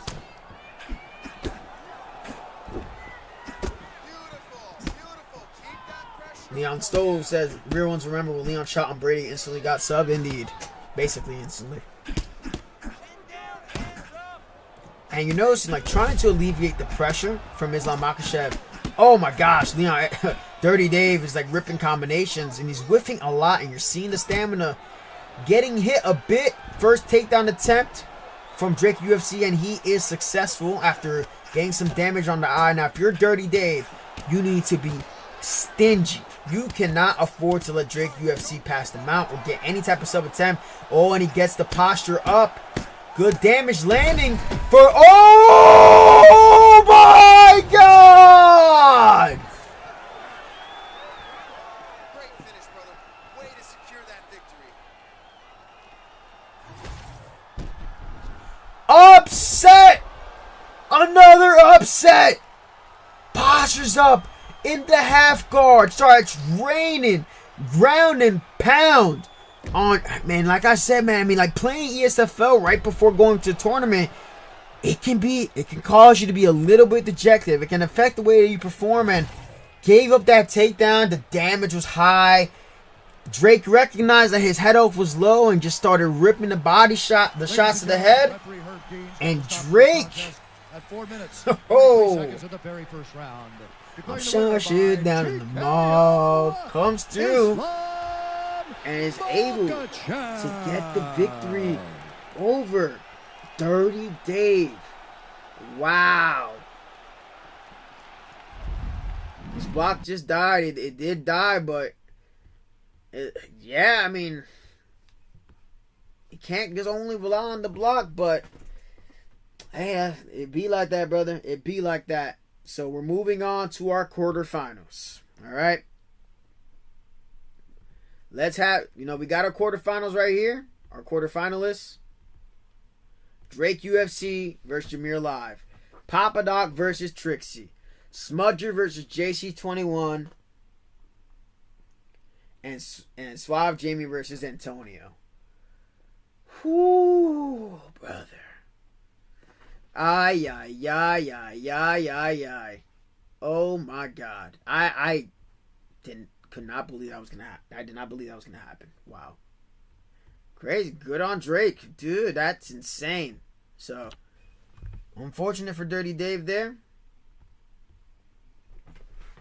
But now we move on to round 2 of this tournament, this qualifier. Suave Jamie, the number 1 seed, still alive, taking on Antonio and what seems to be in the welterweight division. Antonio showing high level takedown defense against Treehouse. Treehouse almost got him out of there in round 1, but he was able to survive. Treehouse got reckless on the feet, wasn't really setting up his takedowns well. Got punished by some uppercuts, and with the Topuria pick, very difficult to come back from that against with Khabib Nurmagomedov. So crazy work there. And Antonio, is he going over Carlos Prates right now? I mean, look, let me tell y'all something. If y'all know about secure the... Oh, I see something. Is that Antonio's 2-0 over Suave Jamie? Oh, my lord. No se ve. Disculpa, hermano.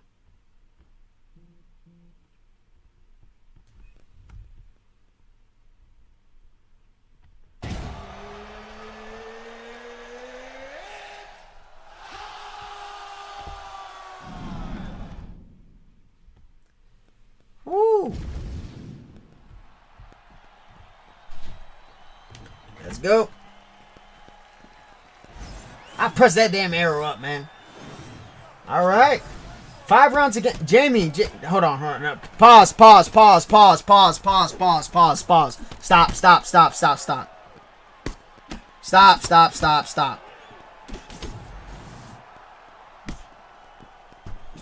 It's got to be 3 rounds. No. We're not doing this twice now. Bro. No. Pause.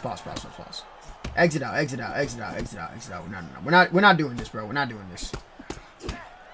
This is the second time this has happened, bro.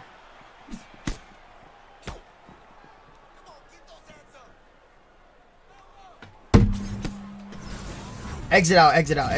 It's supposed to be 3 rounds. 3 rounds, please.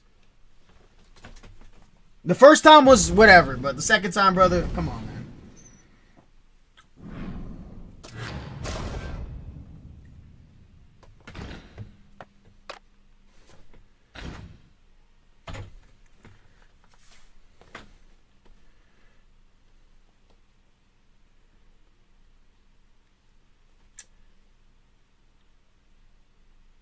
All right, we'll get this situated the right way. All right, lock in with your picks. Now I was gonna say 3, but I know it don't really matter. Use over Prates. And just there's something that Antonio must see about Prates against Suave Jamie. To be picking Prates against him. Let's see. All right, now that's proper.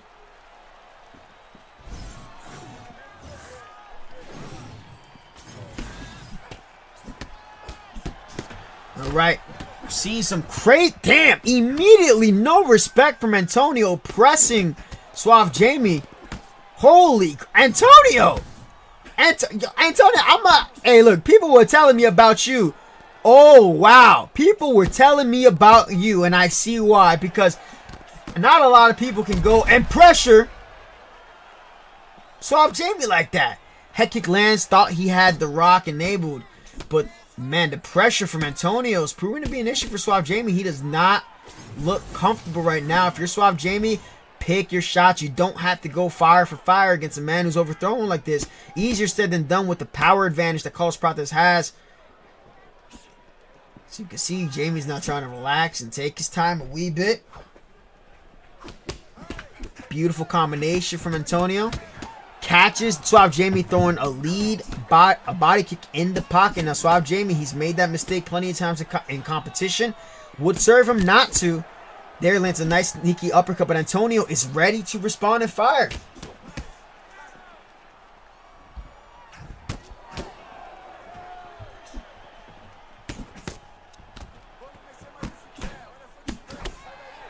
Beautiful work from Antonio. What he's doing is that he's punishing Jamie. Every time Jamie commits to a defensive action, he punishes exactly where his head is going to be. And this is wow. Fires off a lead head kick. Wow. Is our #1 seed going to go down in the quarterfinals? We'll see. I mean, I've seen Suave Jamie come back before, but beautiful cheeky shot selection from Antonio. Rocks Jamie with a hook as he attacks the body. Body uppercut from Suave Jamie, and the head off is virtually untouched for Antonio. Antonio's ripping all the pure meta all the pure meta. Takedown feint with Protez and going up top with a hook. This man don't give a fuck about nothing. Reaper flow stay activates. You do not want to be going for kicks in the pocket here, especially when your back is to the fence. The block is super low for Suave Jamie against Antonio. And this is going to be a very difficult round. I'm surprised if he wanted to grapple, it would have been better off to go with Makhachev. But I mean, look, those body uppercuts are adding up. The stamina is going down for Antonio, and that was the first round flurry. Didn't get dropped. Nice body teep, does some good damage, and Antonio's going to take that round. I mean, he done fired off everything. 131 strikes in round 1. And it's going to be up to Jamie to see what windows he's going to be able to counter. I don't think going to the body and expecting the slip is going to be the answer, because he's firing off hooks every time he gets touched to the body. It's relentless pressure from Antonio. I was not expecting that. This guy might have been doing his homework on all the ESFL players. Jamie was more efficient, but the stun is right there. It's looming. I see. Okay, I think he was just kind of stuck there. That loading screen takes forever, EA. Jab. Man, I mean, Antonio's playing like he's been around the block a hot while. Unable to get that takedown to Suave Jamie. I mean, honestly, the only way I see that Jamie's going to be able to take this dude down... Oh, my God. This guy's egregious. This is some egregious behavior. He has Suave Jamie backing up. Over, under. Tries to go to smother the clinch. Man, beautiful defense from Antonio. And Jamie is really trying. What's good, Trey? Is really trying to get Antonio's pressure off of him. And Antonio... Oh, gets taken down finally by Suave Jamie. Now Suave Jamie is in a world of hurt right now. His head health is at a point where a couple of good shots from Antonio and he's going to walk away with this decision. Big commitment to the damage, and it's paying off. It's like he's familiar with the cycles. Suave Jamie unable, but he's able to pass the side control. You know Antonio's going to probably go to sprawl. Antonio is showing like a level of relaxation that I've yet to see. But here's the thing. Now they're at this point in the fight where your stamina from committing to all those shots in round 1, right? When you start hitting that 50-60% range of your long-term stamina, those grappling transitions are going to cost you a lot more. Beautiful slip from Antonio. Goes up into the cage butterfly position. And if you're a Suave Jamie, you got to be careful. Able to work his way back up. And dude, if we see a round 2 finish like in the real fight, that'd be crazy. But no, does a good job of getting him back down. But Jamie needs something bigger than this. I mean, Antonio's landed so much damage on the feet. It's not enough to take him down here. Power transitions up into backside. Gets the egg roll into full guard. Antonio upsetted our 8 seed earlier today. Is he going to upset the number 1 seed, Suave Jamie?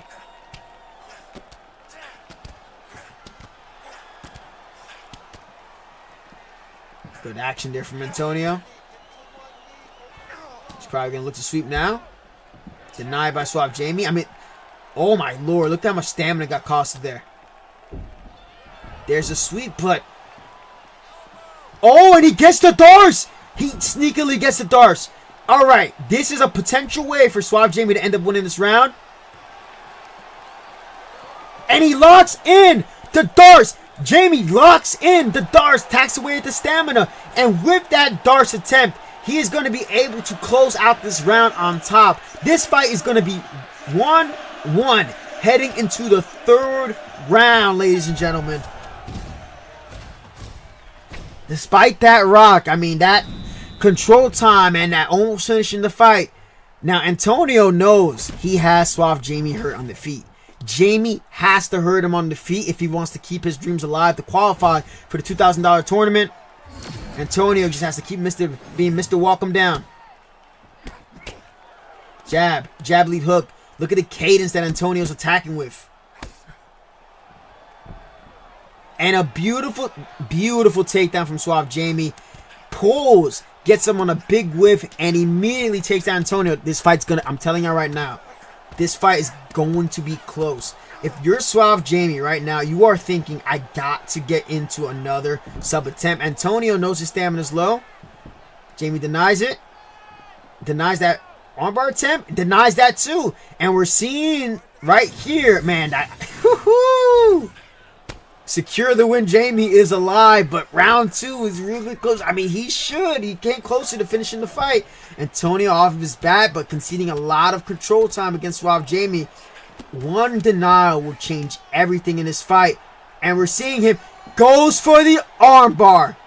Jamie is in a lot of trouble. He's going for the armbar. Is he going to be able to successfully race out of this? And he does. Great submission and defense with this. Oh my God! This is nuts! Voila! Voila! Voila! That was so important. And the reason why he won that submission defense race was because he was able to, that long-term stamina advantage. Everything cost him just a little bit more. He's going to go crucifix, probably. Denies that transition. I mean, if you're Jamie, you're probably thinking mount, and he goes to mount. One more submission can change everything for Suave Jamie here and securing his place into the semifinals. Holy crap, what a denial from Antonio, but he gives up his back. Rear naked choke, but arm bars are available for Leon Edwards here in this position. If you're Suave Jamie, you can just look for the armbar. You can go for the armbar and just let it race out. You'll win that transition. You have too much at stake here. But Antonio's denying. I mean, backside's an option. Antonio's defense is showing to be very, very dangerous. I mean, very, very defensively sound. And he opts to go to backside here. Minute left. Darce choke attempt from Suave Jamie denied. I mean, some fantastic defense from Antonio here. Oh, but look at the stamina for him. Body kick lands. Jamie gets some damage going off with the Reaper flow state. Clinch attempt here. We're showing MMA Jamie. Takedown. Finishes the round on top. Holy crap. Gets up into sprawl.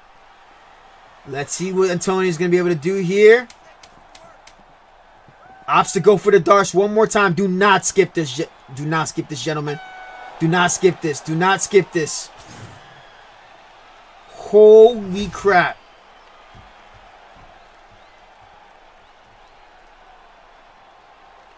We don't know. Ladies and gentlemen, after we don't know. We go to the judges' scorecards for decision. The judges score the contest 29-28, 29-27, 29-28.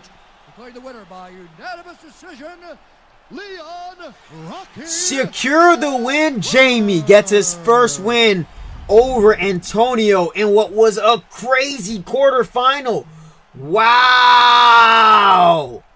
Wow. Holy crap.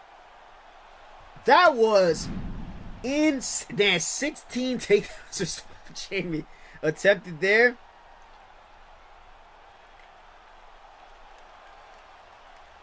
Man, that was Antonio's a player to look out for.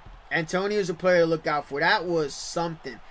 I mean, he locked down a lot of the men. I mean, the more efficient striker was Suave Jamie, but Antonio came out firing, y'all. He came out no fucks given. No fucks given. And Jamie saying, hey man, it's MMA, brother. I gotta do what I gotta do. Next up, we got another crazy quarterfinal, y'all. We got Smudger versus JC21. And the thing is, yo, if JC wins this bout, you know, he was somebody that was discussed as, Jamie's protege. You know what I'm saying? Like, he was somebody discussed as that. So, man, you guys don't like having the volume on in your fights, huh? That's what y'all like to do, eh? Man, this is some work here. Man, we're gonna get the next fight loaded up here. Good Lord Almighty, bro. That ground game took it. Yes, it did, Trey. Yes, it did. Both of these gentlemen yet to face off against each other. They're going to middleweight. Haven't seen a middleweight bout yet in this tournament. We're going to see isang balagyo tamit tayo udunay luwafemi Walabi Adesanya from Smudger. And Sean Strickland for JC21. We have Striker 045, a competitive bracket eliminator. I'm so sick of the fight cards. God bless you. Wow. Hey, listen here, bro. I wasn't gonna, pick and choose here. The people that signed up were the people that signed up. And we're getting on into our second quarterfinal of the night.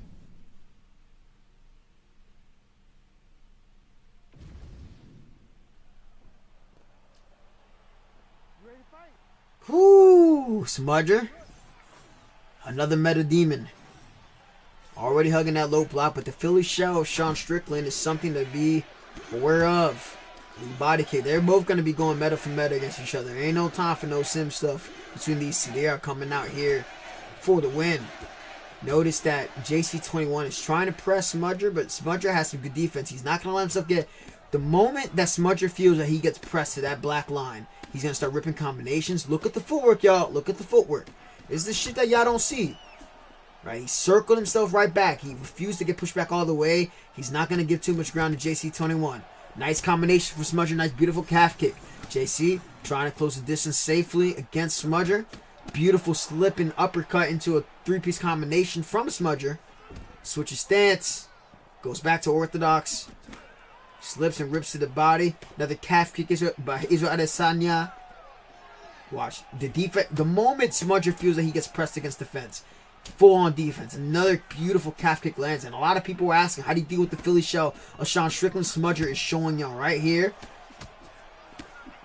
Ooh, with the calf kick and a beautiful four-piece return. Double calf kick from Israel Adesanya. Smudger! Smudger! He's saying, hold on, Mero. Hold on, Mero. I know I'm an NM boy, but I got the salt. I got them things on me. And JC21, the advantages of being Sean Strickland is that his animations can be very hard to read, especially if you're just relying on trying to read them.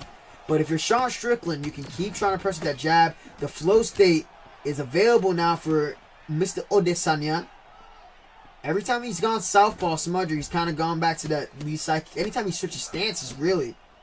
And now he's back against the fence. There's a lunge there. JC trying to catch him, but look at the defense from Smudger. I'm loving what I'm seeing. There's a check and return from JC21. High-level action from two former ESFL champions, ladies and gentlemen. Beautiful spinning back kick. Beautiful calf kick from Smudger. Smudger, have yourself a day, brother. You are looking clean. JC21 not deterred there. Blocks the body side kick. I love the way that JC is trying to like catch and return. And look at the volume from Smudger. You know, you're not really focused on trying to tear down the block of Strickland. His block is very, very high. You just want to focus on landing clean shots, and that's exactly what Smudger is doing. Back against the fence, not panicking. Good evasive maneuver, even though that shot tracked him when it shouldn't. Back to the center of the octagon. It's looking like Smudger has been getting the better of these exchanges. The body health is already kind of low. Spinning heel kick. Doesn't rock him, but good way to leave an exclamation point on the round. Body health, leg health is kind of shot there. But he lands JC21 lands a beautiful cross. Opens up a cut on the eye of Adesanya. Beautiful body side kick from Smudger. Yo. High level action from both of these gentlemen.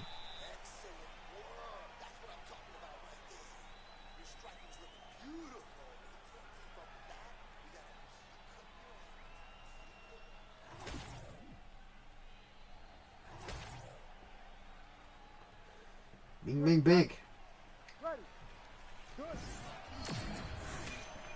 That's it. Bad whiff from Smudger.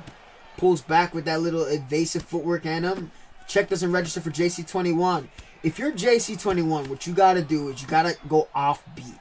If you go play at the same beat that Smudger is accustomed to, with him being as elite as he is, he will have his defense preloaded. The double jabs, he knows after a double jab, you're gonna refire with some more offense. 5-piece, you see, those are the type of chances. If you want to make it to the semifinal of this qualifier, you got to take chances. Beautiful counter shot from Smudger, landing some clean shots to get JC to back up. Oh, beautiful head kick.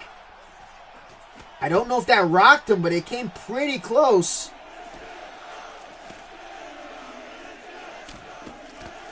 Beautiful. Man.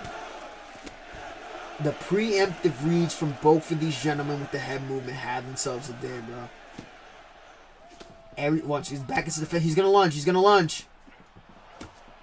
No, doesn't lunge. Doesn't lunge. I'm surprised. I love that he tripled up on the lead side.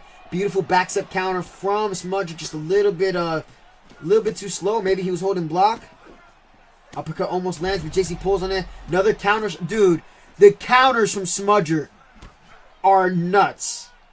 He is looking phenomenal right now, controlling the range against JC21.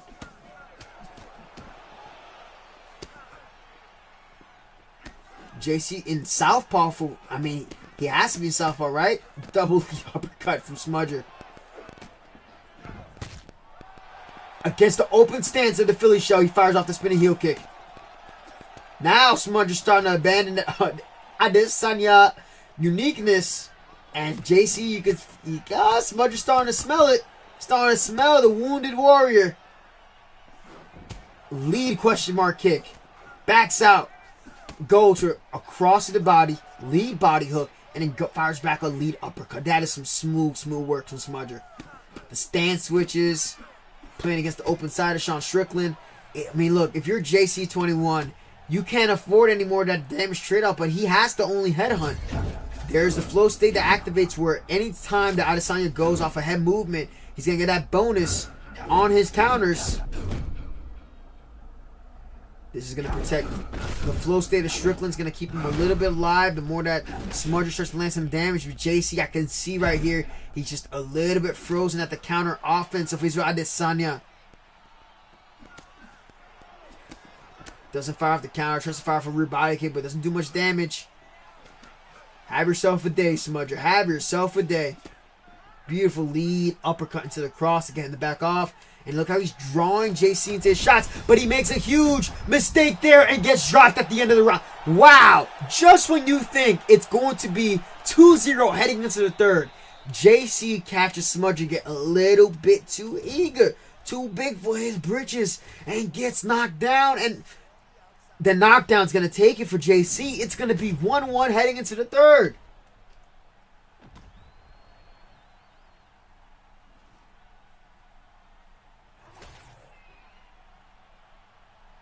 Ready, fight.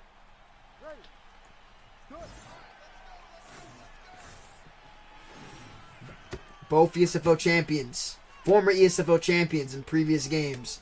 High-level competitors. Smudger looking to showcase a beautiful Adesanya showcase. You know, I'm always a little bit biased when I see Adesanya. But then look at JC21 ripping a beautiful ducking counter. And look, he knows, look, I cannot get Smudger to the body. I'm not going to commit to anything crazy. Oh, but that was a counter opportunity for Smudger that could have put the lights out of JC. This is so close. One mistake will be the decider here. Both of the gentlemen have been pretty clean with the shot selection. Beautiful slip. Tries to rip the spinning heel kick again. JC hasn't made the read on that. It's that little pause in action. But there he times the head movement of Smudger and catches him. That's why that damage has been so good. The rear hook seems to be giving Smudger a little bit of issues. Ooh, my wrist. He's whiffing on that rear uppercut and then trying to exchange again. And if Smudger plants his feet and rips off a 3-4 piece, it could be bad news for JC21, man. I mean, beautiful backstep counter from Smudger. JC rips an overhand while rocked. He's still rocked. This is a death rock. This is a death rock. Oh, but Smudger gets too big for his britches and he gets knocked down. JC21 jumps on Smudger and he finishes him in round 3. Wow! JC21! Smudger was looking like he was in control. He had a beautiful round 1. Almost perfect round 2 up until he conceded too much range and got dropped in the end of round 2. And just as he hurt Strickland, just as he hurt him, he got a little bit too eager and slipped into it. Smudger was looking so good. Damn, Smudger, man, like that, you were looking solid. But JC21, way to have a heart of a lion. They hot. I have bacon. It had the heart of a lion to come back and beat Smudger there. That was insane. Holy. Incredible. Wow. That was, wow. I am just in awe right now. Like that was just, wow. Like Smudger was looking so solid, bro.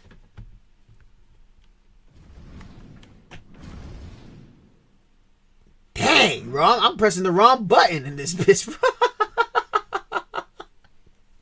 Yo, we got our next fight coming up, bro. We got our next fight. My bad, bro. My bad. Good Lord Almighty. That was something, y'all. That was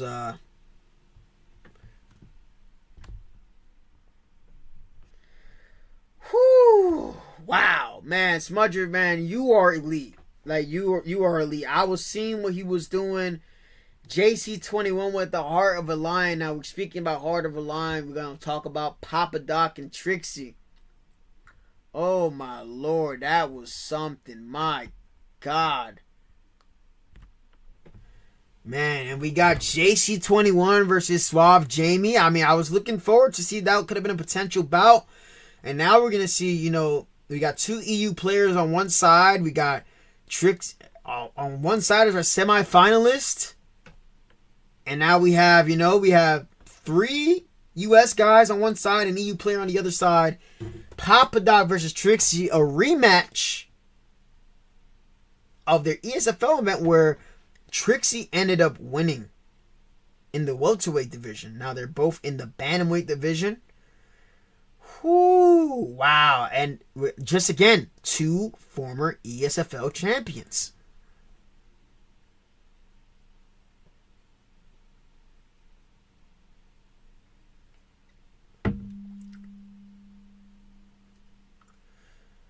The ping is whew.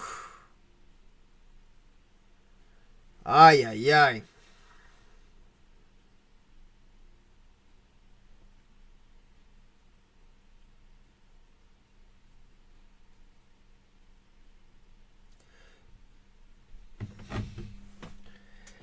Dude, I mean, I thought Keza and Trixie was going to be fighting tonight, but bro.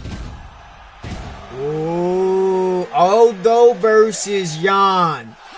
3 rounds. 3 rounds. And I had to tell the competitors in the back to stop doing some shit. They were doing some bullshit. But wow, wait.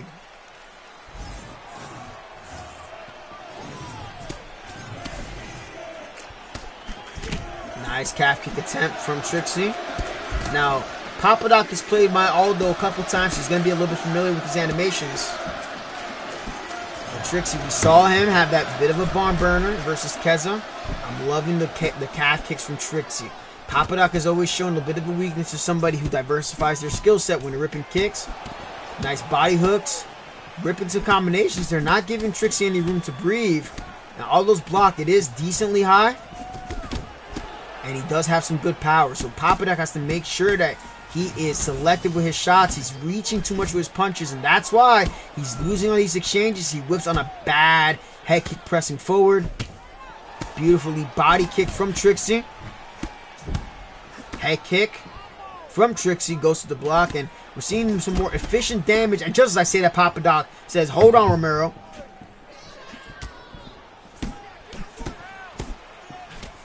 Woo! Sneaky head kick sneaks through for Papa Doc. Trixie doing a good job. Notice how Trixie kind of paused. He's like, all right, I'm going to stop firing back with you. I'm going to go back to center. Lead hook into the lead head kick. Papa Doc is opting to focus primarily on the head. Shoots a takedown. Now, Papa Doc, the one thing is that with Papa Doc, he tends to do a thing where he switches going from grappling to striking, but then he makes it pretty obvious that he's going back to a grappling game plan. And then it makes it easier for his opponents to see that what he's trying to do.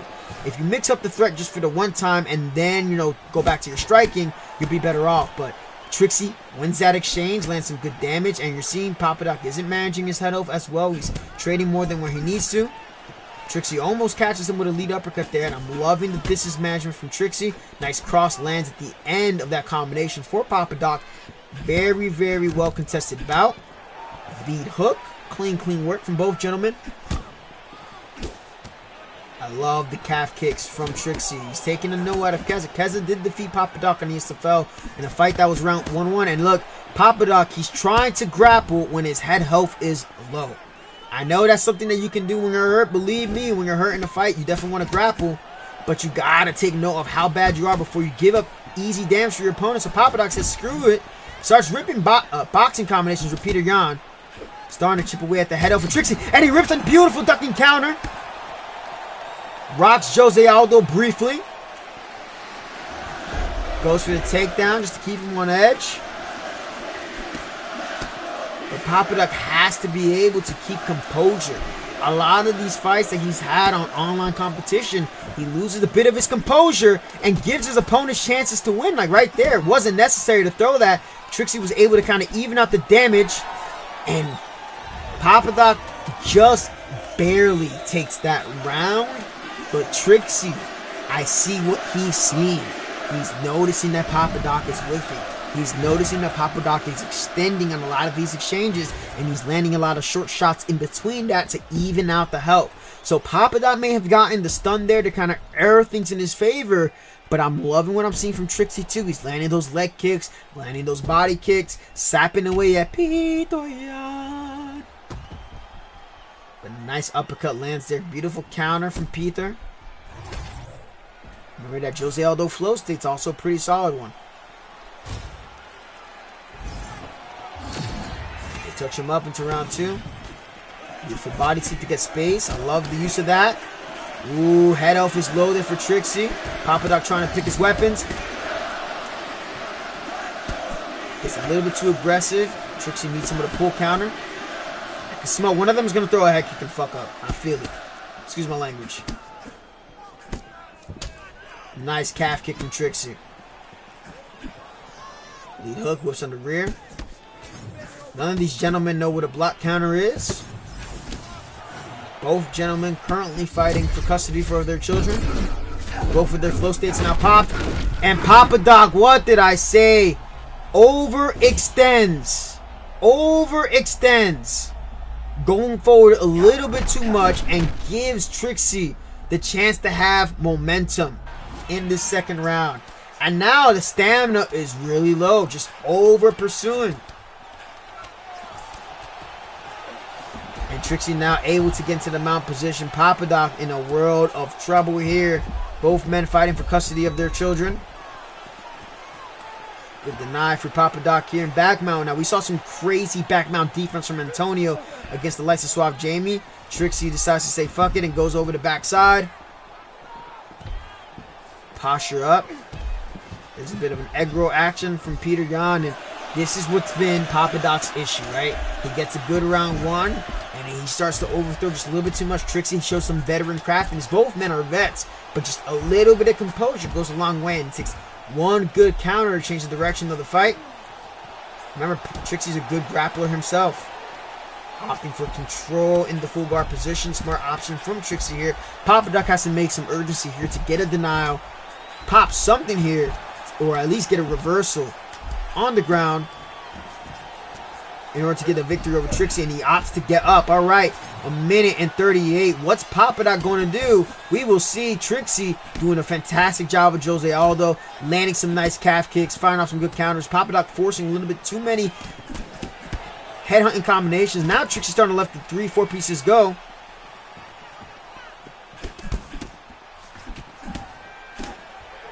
We don't have time for your negativity today, brother. Let's get out. We can get out of here. Papadoc forcing the duck counter, and that's why he's eating that extra damage.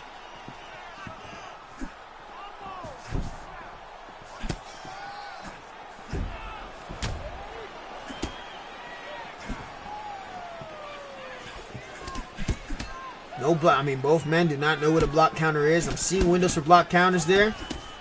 Beautiful parry from Trixie. Gets caught by a head kick. 8 seconds left. Papadoc opts to go for a head kick with 5 seconds left. And just like that, the momentum goes to Trixie. Now, there's a chance here that Papadoc could be down 2-0. The key difference here in this fight is composure. It's composure. It's not forcing the issue. It's being able to win the round. And Trixie, you know, he was losing those exchanges early on in round 2. Overextension from Papadoc. Tries to go for the head kick one more time, and he gets met and sat with another counter.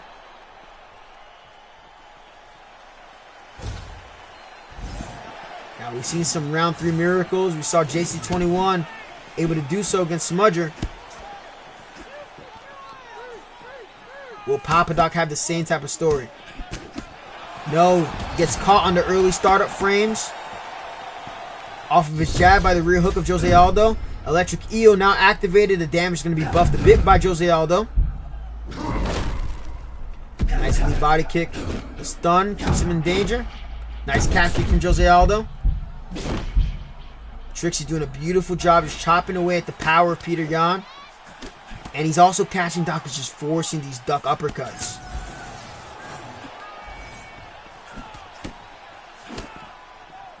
Peyton. You don't get a special action, Peyton. Peyton. Okay, slip straight, lead uppercut, lead hook lands. Almost, if he fired off that combination just a little bit faster, Papadoc would have been able to get it there. Trixie opting to be the matador in this fight. Just a little bit out of range for that counter shot. Both men they're really similar, like with their shot selection, I'm noticing. It's like they're the Xbox and PlayStation versions of each other. Papadoc's feinting out that head kick, but it's not something that's there. And that's the issue when you try to force those big shots. And I think Trixie knows he's up in the fight potentially with some of those big shots that he's landed, especially off of the flow state. Gets caught trying to trade when his head off was low. And now it seems like the writing is on the wall for Papadoc. And it would have helped him just a little bit if he could have been able to pop those block counters. Beautiful jab from Trixie. Goes back to the leg kick. Loving the work from Jose Aldo. Unless Trixie makes a crazy mistake here, momentum is in his favor. Doc not letting his head off recover. Backstep there from Trixie. I saw that. Another lead hook catches him on the startup. Counters Papadoc as he's lunging in. Y'all want to see how counters work? You're seeing it here in this fight. Oh! But Papadoc hard rocks Trixie. Trixie's probably going to fire off another counter. Oh my lord! 4-piece from Papadoc. He is just sending it right here. I think Trixie's going to sue. Oh my god! Overhand from Papadoc. Clinch attempt there. And intelligently, wisely takes down Papadoc at the end of the round.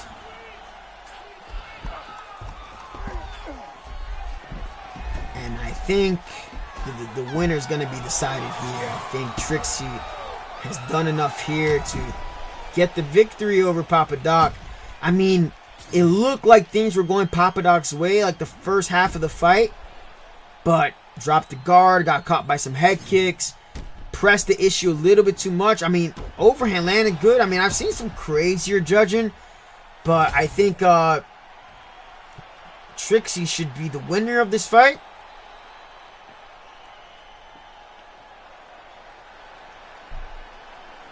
So see, I mean, I saw they were showing that highlight.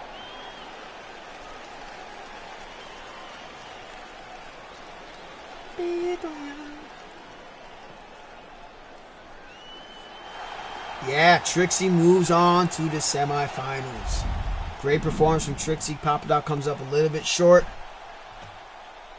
Just a little bit of overextension, overreaching, and it costed him a decision there against Trixie, who moves on and wins the second bout between the both of them in a competitive setting.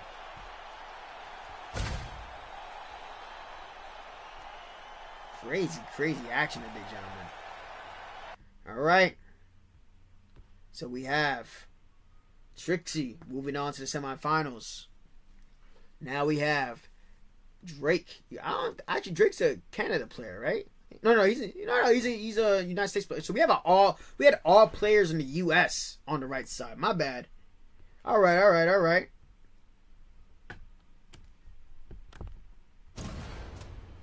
Alrighty, here, man. We got Suave Jamie versus JC21. Trixie moving on against Papa Doc.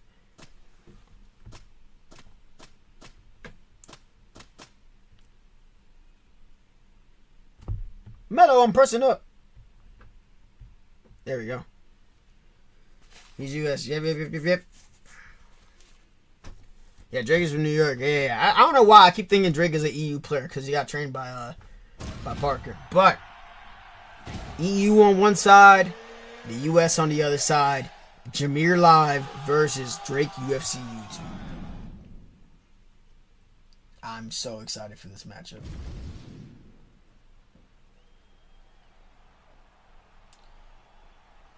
Okay. See another.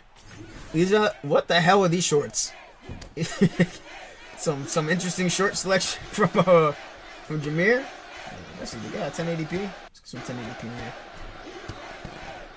Spinning head kick from Jameer. I think he knows that Drake UFC, when he grapples, is more opportunistic, and I don't see him shooting a takedown with Strickland. I know that Drake was also good friends with guys in the K1 camp, or was a part of the K1 camp, and those guys tend to be real stingy with their offense. Very, very stingy. They don't really like to give their opponents much room to work with. And he's catching Jameer Live when Jameer Live is overextending in the pocket and reaching. And Sean Strickland, I see, is like a good favorite for the guys in the K1 camp. Nice body teep lands. Remember that rear body teep is level 5 for Sean Strickland. But in the open stance against the Philly shots, we saw with Smudger, before he ended up coming up short against JC21, who's doing a good job landing those open shots against the Philly shot.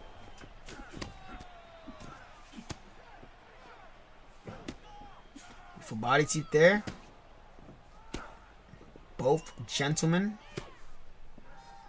Cautious start. Both gentlemen very familiar with each other. A lot on the line. Drake is in K1 now. Okay. North America now claims that. Jab, lead, body kick for Jameer. Very rarely do you see Jameer with a stamina disadvantage this early. Maybe it's something for like later in the fight. Fakes the lead body head kick, lands the rear head kick. And the thing about Sean Strickland, it can be very deceiving with the stats because of the Philly shell partially blocking stuff. So even the shots kind of land, it'll register as blocked. But I'm noticing, Jameer's doing a good job chopping up the legs. But Drake has done a good job attacking the body. Sneaky lead body hook from Drake. I love the feints that Jameer is using, trying to build on his offense, trying to fire off the lead hook. Good catch from Drake UFC, fires off a rear body kick. Jameer lands some good damage with the... Woo! Both gentlemen. Beautiful counter from Drake UFC. Gets the better of that exchange on the damage portion. Uses the lead body kick to come through in close range. Good jabs from Jameer Live. You can see that these guys have definitely played each other a lot. Like when you see like this type of tentative start, they're very familiar with each other. Jameer, every time that he goes to the body, Drake just plants and starts ripping his boxing combination. About 8 seconds left.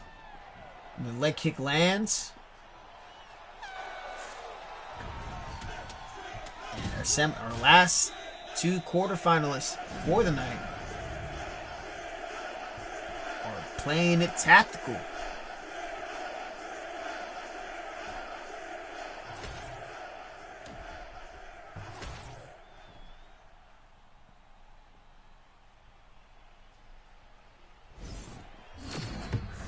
flow state activated from Mr. Drake UFC YouTube. And he had popped that flow state to buy himself some time in case Jameer tries to go crazy. And I noticed that both men, I mean, Jameer, you know, he's had a fight from behind earlier today. Almost got us submitted in round 1. Was able to get the victory over Koros. Body kick could have gone horrible for him there. Nice jabs. Good leg kick from Jameer. Almost getting caught there on a return. Now Jameer's starting to find some good headshots. He's popping the jab beautifully, landing some good body kicks. Drake is having a little bit of an issue with that jab. He's not ripping any slip counters. I can see one in Jameer's future. I don't think this is possible that Drake hasn't read that yet. Beautiful 1-2 for Adesanya. Nice 4-piece combination. And the head off is starting to go down for Drake UFC. No block counter there from either gentleman. See, and notice that every single time that they slip right after a combination, the other player is like catching them as their head is returning back to line while the short-term stamina is low. Ooh. Standing bang tournament? I haven't done a standing bang tournament, brother. This isn't standing bang, brother. It's a qualifier for a $2,000 tournament entry. These men are fighting with their hearts on the line.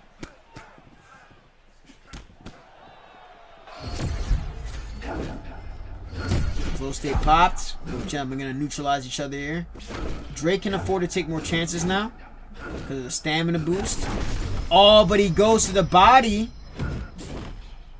Jameer opting not to go crazy. He's going back to the low kick, knowing that Drake would be ready to block on the head. Nice combination. Overhand lands on the open side, I believe, for the Philly show. I mean, both gentlemen. Oh, wow. Rear hook lands. Jameer almost put himself in trouble there. If he got caught with a hook by Strickland, he would have got himself rocked. But just like before, where Jameer seems to be having a difficult round 1, he makes a good adjustment, going with the staccato jabs, and then landing the leg kick. Drake's got to... I think Drake may be content to not try to win the round here. I think he feels confident where his block is at. Flying knee from Jameer. Expecting... Ooh, and look, he's getting punished when he's throwing those calf kicks in the pocket. You see the head off of Jameer live?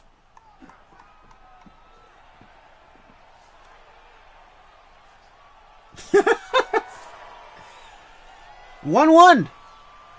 1-1. Heading to this third and final round. Man, you could feel the tension in the room for both gentlemen. They're fighting for their life here. One bad mistake. Stamina advantage for Drake UFC YouTube, but it's not going to be much if he doesn't put his foot on the gas. There it is. A nice 3-piece. Holy shit. Catches him off guard with a head kick. Goes to the block. Now you see Drake trying to grapple. And now Jameer has to get... You see, things change, right? When you're on ESFL and versus ranked championship. Like, ranked championship, some guys, they'd be like, all right, whatever, fuck it. I'm not going to really go for it. But when you know something's on the line, you're going to see guys take more chances. Almost gets caught with an elbow. You see Drake's made that read there. And Jameer, the problem is Jameer's killing his own power, going for those re-slips after throwing the shots, and that's the risk of doing so. Another bad whiff for Jameer. Body kick lands, but he's going to need a knockdown or something because Drake is in the lead. With that knockdown, and you can see Jameer is overthrowing a lot. Tries to go for a spinning elbow. Nice little stonewall guard action.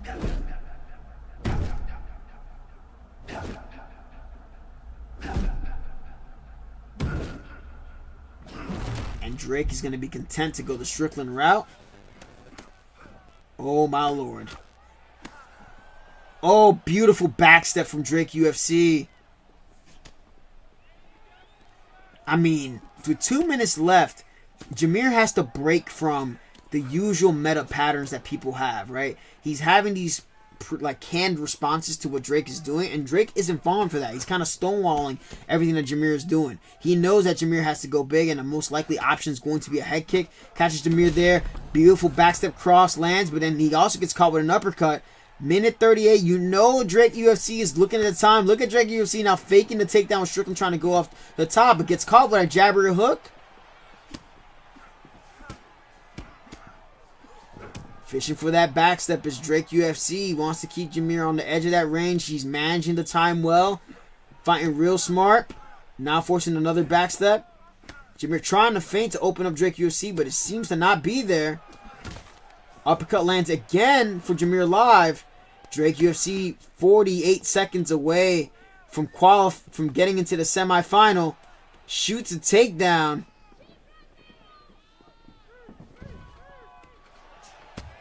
Spinning elbow attempt from Jameer live. And that's what's costing him, right? He would have been better off just firing off the combination there. Drake UFC going to be content to shoot. Hey, brother.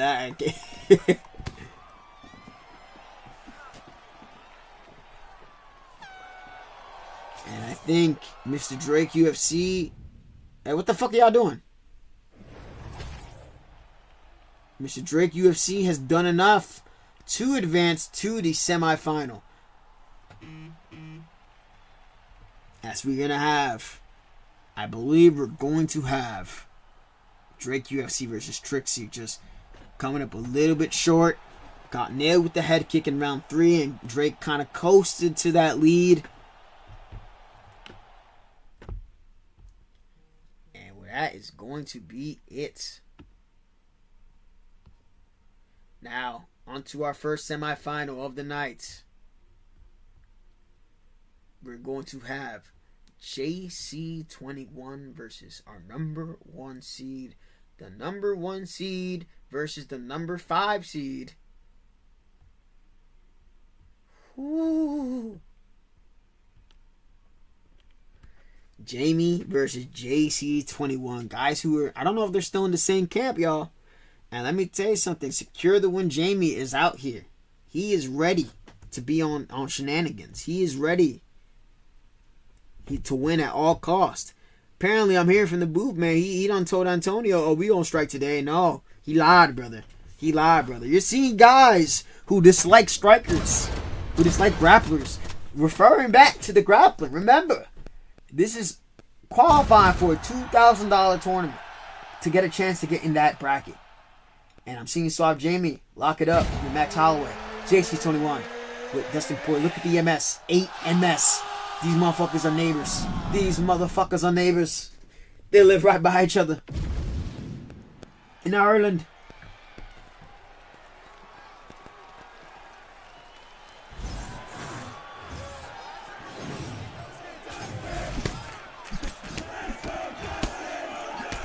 JC21 with Dustin, the Diamond Poirier. Alright, gonna see Suave Jamie. He's familiar with how JC works. JC trying to focus on landing the bigger shots. Jamie gonna try to probably look for volume. Now remember, back in ESFL Vegas, you don't seen that when I believe that Jamie had Conor McGregor, Zayev had Holloway, or maybe the other way around, and Jamie shot. Zayev was like, please, Jamie, stand up for the fans. And Jamie said, nah, fuck that, dog. I'm trying to get into the finals. What are you talking about? So don't be surprised if we see Jamie try to look to secure the win here. Beautiful lead hook. 3-2-3 from Suave Jamie lands and gets some damage on Dustin Poirier. JC21 ducks against that body kick to still some good damage. A nice uppercut lands for JC21. Makes Suave Jamie whiff another body kick from Dustin the Diamond Poirier. Ducks preemptively but gets caught by a calf kick, excuse me. Rear hook lands, and that rear hook can be very tricky for people to see coming.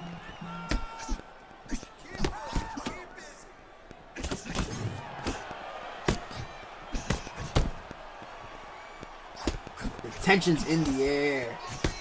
You see preemptive slip from Suave Jamie against the counter of JC21.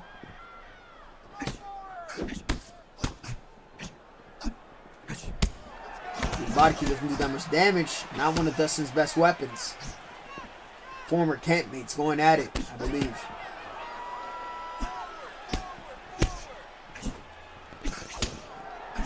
Rear hook lands again for Dustin Poirier.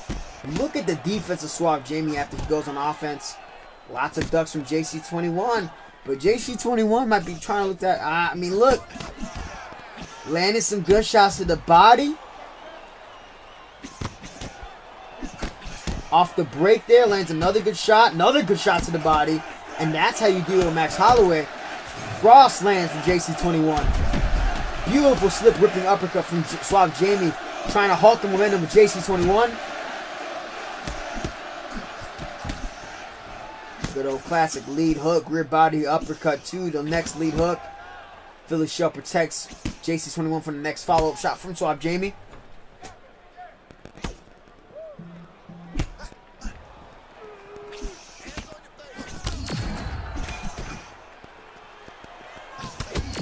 I want the final to be a best of 3, Melo. I need the final to be a best of 3. Oh my lord. Oh my god. These guys are turning it up. Big damage for JC there, but also some good damage for Suave Jamie. I mean, when you have these two guys who are so familiar with each other across UFC 4, 5, and now 6. Nothing but fireworks between two of Ireland's best players.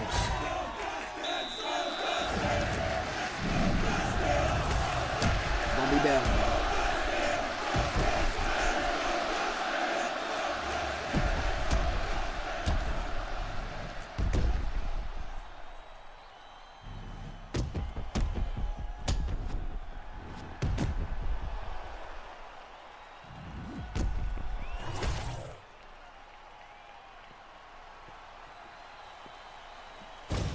Alright, second round. Close first round. The first one is secured a knockdown between these two. I think the momentum is going to really snowball in the favor of that individual. I can smell it. Very cautious approach. Jab lead hook lands for JC21. Just going to go with JC for now. Oh my god, he rocks him. Sits down Suave Jamie, the #1 seed. Beautiful combination from JC. Beautiful use of the Philly shell there to stop the counter of Suave Jamie. Oh, but a spinning heel kick. Well timed there. Partially gets through due to the Philly shell. So you're starting to get ramped up in the action. See the pause. Nice back step there, but the lead, that rear hook has been giving Suave Jamie fits in this semifinal. The defense from JC21. That's how I'm going to call him JC, but I keep calling him JC21.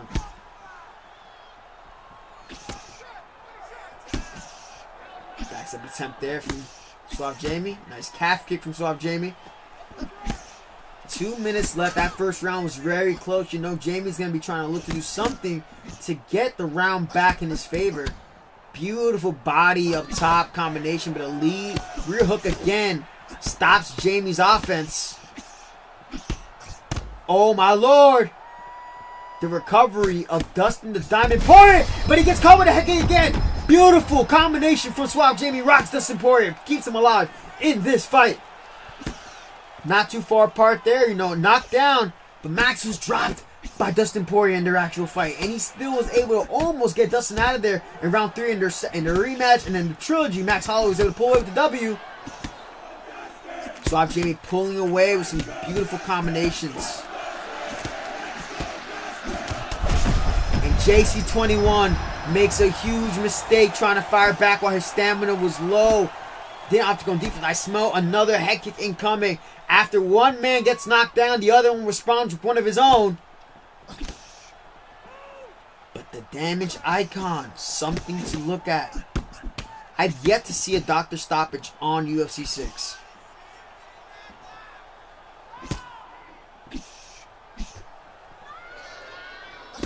Let's get some points. Let's get that takedown going.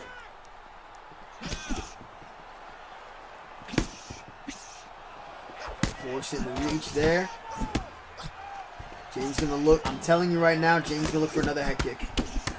Oh, but that was a risky frame counter there from JC21. Gets rocked there. All right, y'all. This fight is close. They threw the same amount of shots. JC slightly more efficient, but got knocked down and stunned twice. JC not popping up the flow state for whatever reason. It all comes down to this. Round 3. Who will make the best of 3 finals?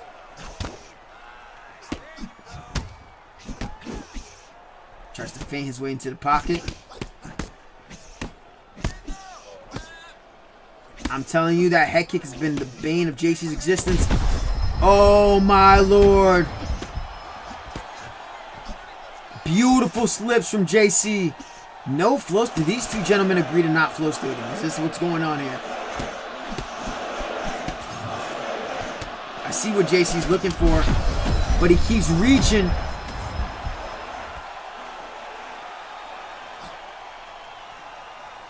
Jamie keeping his composure, showing that championship level composure.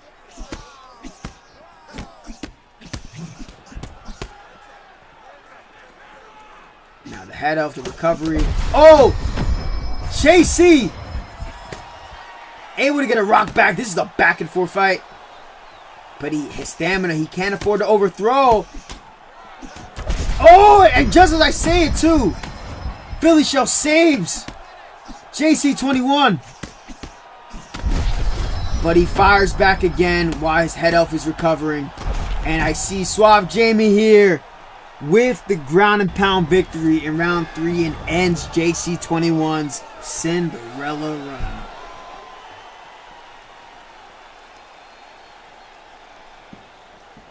Wow. Back and forth fight. Jamie with a bit of trouble. I mean, Jamie's had some adversity he's had to deal with.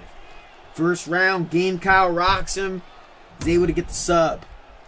Then he goes against Antonio. Antonio's beating him up on the feet. Does what he needs to do to get the decision.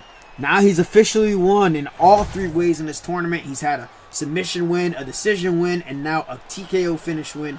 Suave Jamie, the number 1 seed, although it has not been easy, gets to the best of 3 final. Now we go to our next semifinal of the night.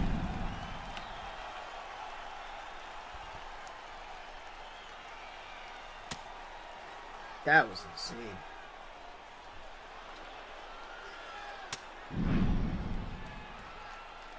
Wow, and man, these stats are something else, man. It was 1-1 heading into the 3rd. Wow, incredible. We'll get this next fight loaded up. Drake versus Trixie. Waiting for the other man to join up.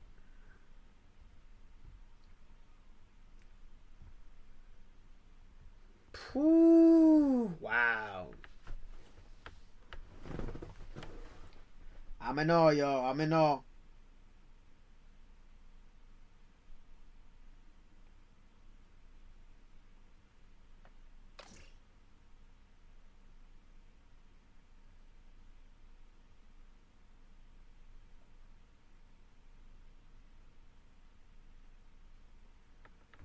Man, that might have been...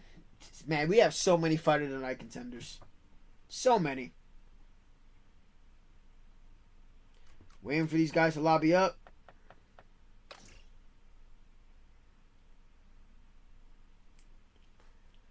Ooh, I mean, we got a former ESFL champion taking out Drake, the ESFL commentator. You know, he beat Dirty Dave, a ESFL title challenger, beat Jameer live in a decision. I mean, bro.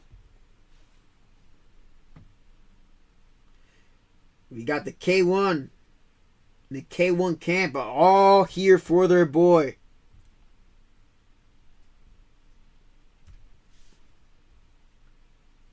Pick a fight tonight at the end. Alright, man. Y'all in the lobby. He's in the lobby, bro. Let's go. Oh, man. I don't know, man. I mean, Suave Jamie versus Smudger was something, bro. That was crazy. Keza versus Trixie was nuts, too.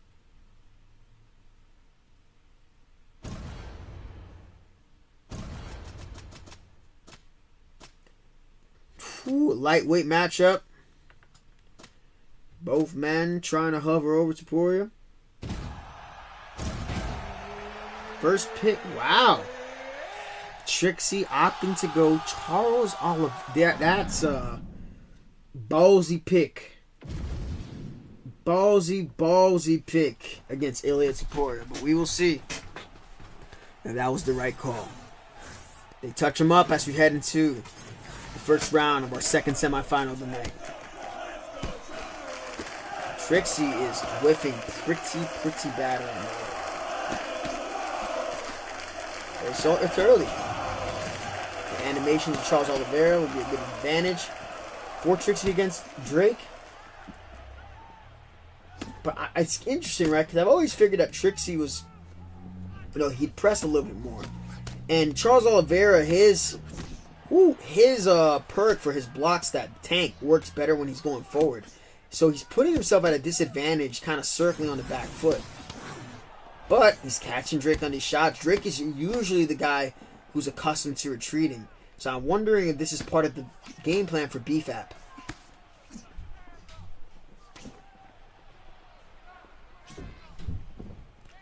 Takedown opportunity there for Trixie. Clinch attempt there. 3 hooks land. Good damage for Trixie. Uppercut lands there. He's actually winning some of these exchanges off of timing.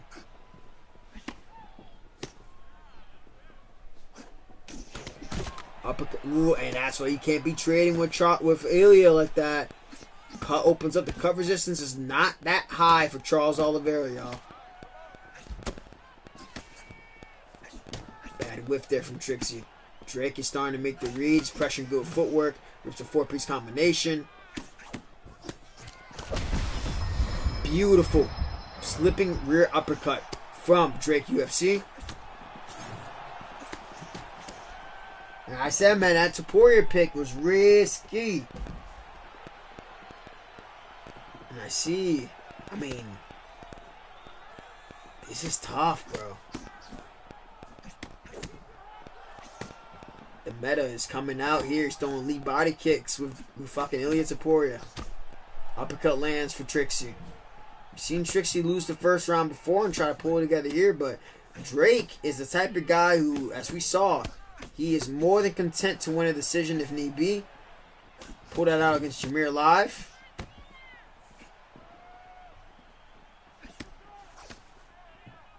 Would love to see Trixie try to rip more of those jab lead body hooks. Charles Oliveira has a signature lead body hook to catch Drake UFC as he's pulling. Rips a nice combination to the body. Then goes up top with the uppercut.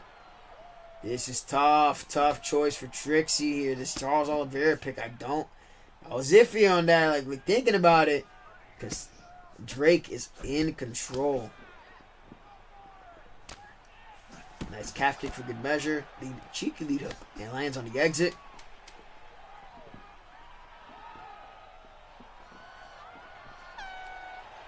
Round 1 goes to K1 Drake. Clear as day.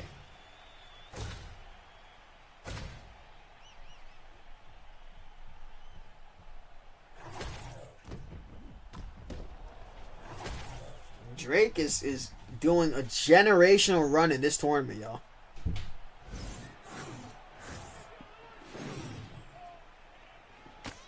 Nice calf kick. Shoots off of it. Denied by Drake.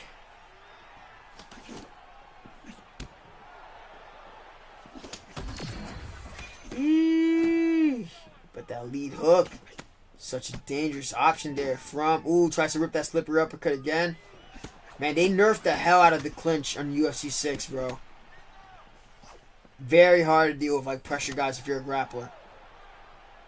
If you can't get them down...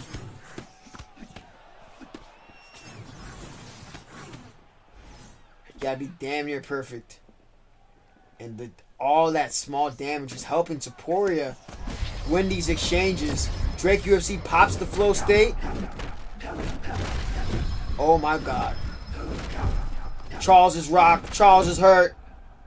Tiger flow state keeping him alive and well. Oh, and the worst glitch that could have possibly happened there. No stamina drained from Ilya Taporia when denying that takedown. And Trixie is now fighting a huge uphill battle now.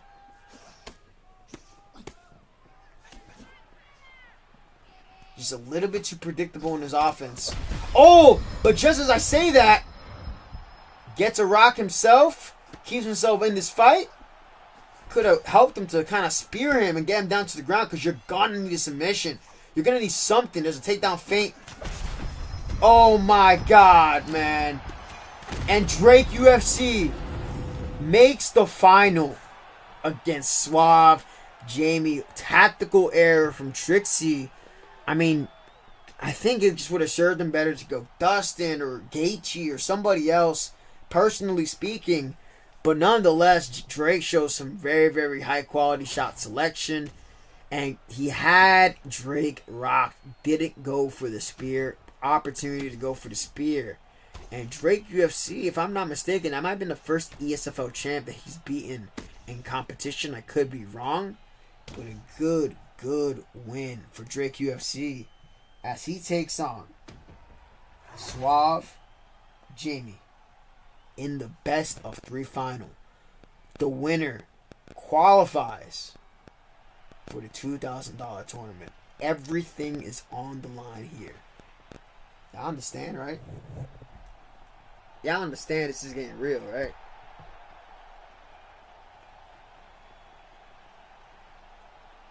Y'all understand this is getting crazy. This is gonna be some shit.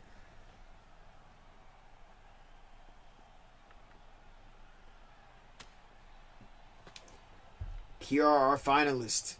Drake, have yourself a day, brother. You earned that one. Beautiful performance. 1 knockdown was all he needed to get the finish. And now we're gonna have Drake UFC and Suave Jamie. Put your predictions in the chat right now. Who do you have qualifying for the $2,000 tournament?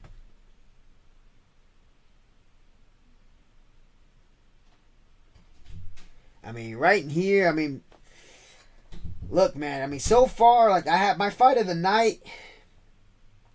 I mean, Keza versus Trixie is up there, man. I mean, Keza was throwing heat all the way until the end and almost got Trixie out of there.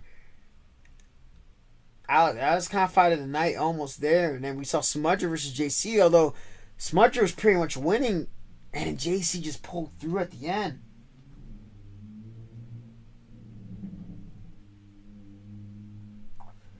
Guys are rooting for Albie Graham. Man, this is I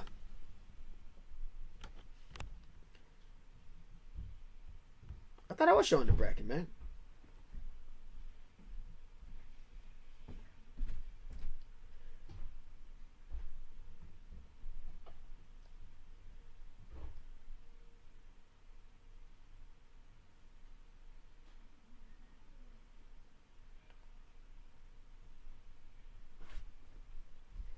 Woo.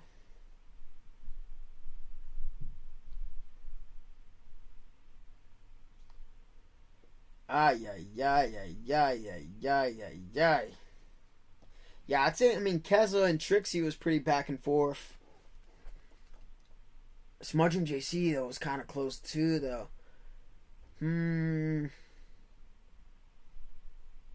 It's between those two. I think it's between Keza and Trixie for fight of the night, and JC and Smudger.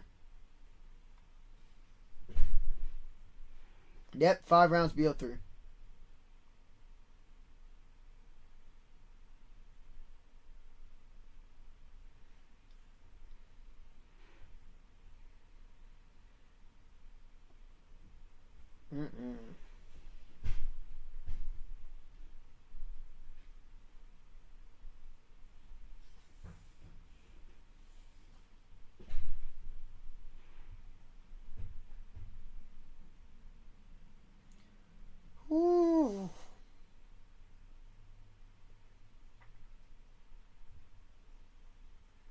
Best of 3, 5 rounds, gentlemen. Drake, we need you.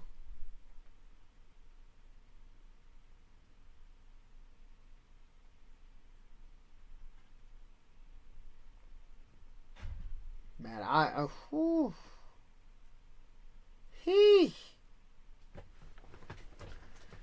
just in awe of what I've seen today, bro. Like, this has actually been, like, insane.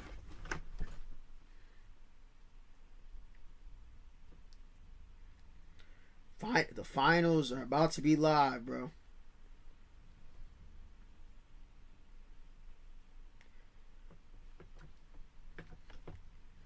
Okay. Drake is the one streaming. Okay. What do I press on the pad? Was it up? Is that what I had to press, Mello?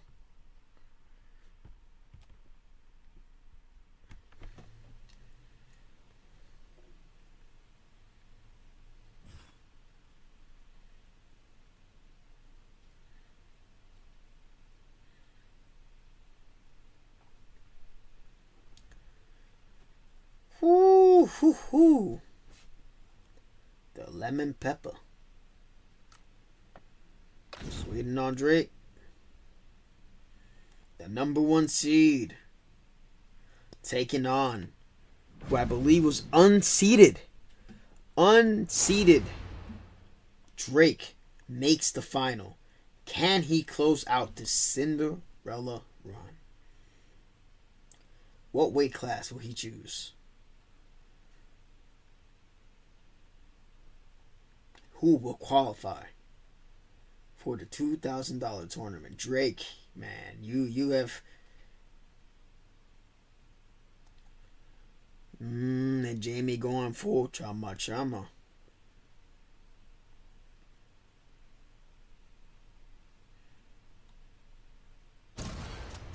We shall see right here. Suave Jamie is going Alex Pereira.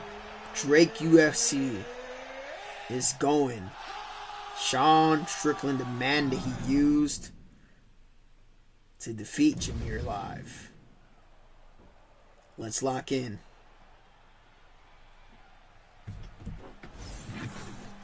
Touch of gloves and we are on our way here. Suave Jamie in the red with Alex Pereira. Drake UFC in the blue with Sean Strickland. Suave Jamie going to be looking to try to chip away at that Philly shell, landing some good lead hooks to the body to kick off the round. Drake UFC, tactical in his approach recently throughout this tournament, has done a good job of when he's in the lead, drawing his opponents into his strikes. Suave Jamie, though, Vegas finalist, multiple-time ESFL champion, has won across both consoles against multiple levels of competition. And this will be Drake's stiffest test yet. Beautiful rear body uppercut lands for Suave Jamie. Drake UFC with the Philly shell of Sean Strickland. Taking his time, we have 5 rounds to work, and both gentlemen are content to win by any means necessary. Nice uppercut follows up at the end of that 4-piece combination. A good counter from Alex Pereira. Goes again for the rear body uppercut, but whiffs on the lead hook. And it's super important for Suave Jamie to understand that Drake is not somebody who's had a lucky run. It's not like he was losing his fights and getting off of like a quick, easy head kick. He is tactical, but there's a first bit of damage or cut resistance for Drake UFC. Gets hurt on the eye. The commentator, one of the commentators on ESFL, and also a competitor. Doing a lot of good work here. There's the first takedown, and look at that. Drake UFC shoots, catches Suave Jamie off guard. What did I say? Drake is coming here. Hey, both of these guys are guys that usually complain about grapplers, brother. And they are grappling. And I'm telling you right now, Drake is going to go back down to full guard. Yep. He will do everything that it takes to win in order to qualify for this $2,000 tournament.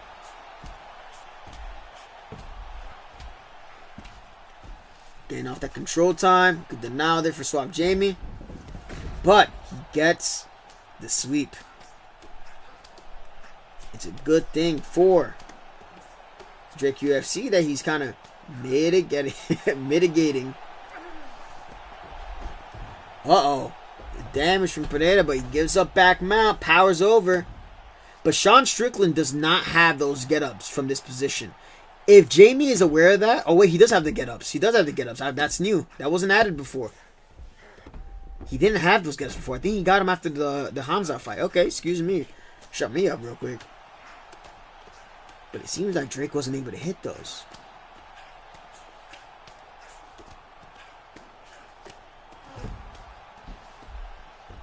Good job from Drake UFC getting back up to the feet.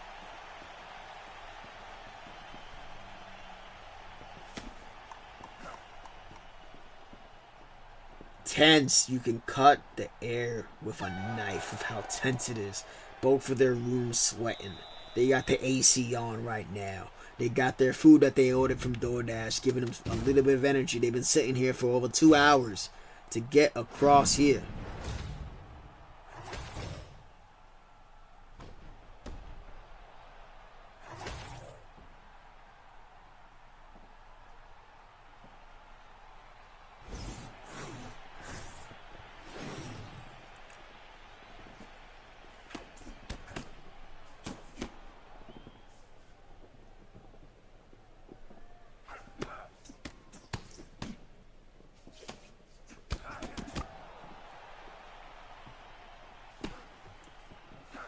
Drake UFC starting to put on a little bit more pressure. Jamie, ooh, good lead hook, cheeky from Drake UFC. Now trying to fire off the lead body kick. Jamie's making a big mistake going forward on that rear body uppercut because he's whiffing it in the combination and then trying to use that to force the whiff on the land on round 3. On the third shot, excuse me. And I think he realized that, and he's starting to just compose himself a little bit more. All of Jamie's combinations are focused on landing a body shot in between the rounds because of the defense of the Philly shell. But you see that how much that's costing him on the whiff? Look at the stamina now for Suave Jamie, and Drake is aware of that. That Sean Strickland Philly shell.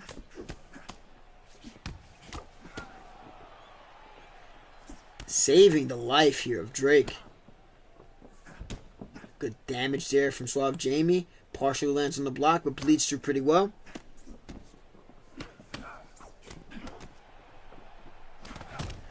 Beautiful uppercut lands there for Drake UFC.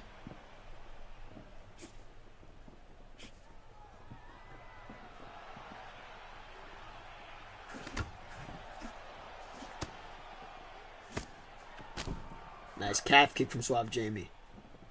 I'm seeing both gentlemen, they kind of load themselves to a slower pace. More calf kicks would serve Suave Jamie here because Drake is pretty much what it seems like he's kind of camping behind the block of Sean Strickland, but the partial damage from Alex Pereira was kind of racking up the damage across his round. However, Jamie has to make sure that he does not force getting hit. The block is always going to be in favor of Sean Strickland. Good damage to Suave Jamie, but another big whiff. A nice calf kick from Suave Jamie. Nice counter from Drake UFC. Good pressure from Drake UFC. But look at the body work from Suave Jamie. That's what's going to separate it. As this fight gets into the later championship rounds, it's going to take one good exchange, and it could potentially send Drake UFC to the canvas. The first round was very tightly contested. Bad whiff there for Suave Jamie. Both men not going to take any risk here as we move on to round 3.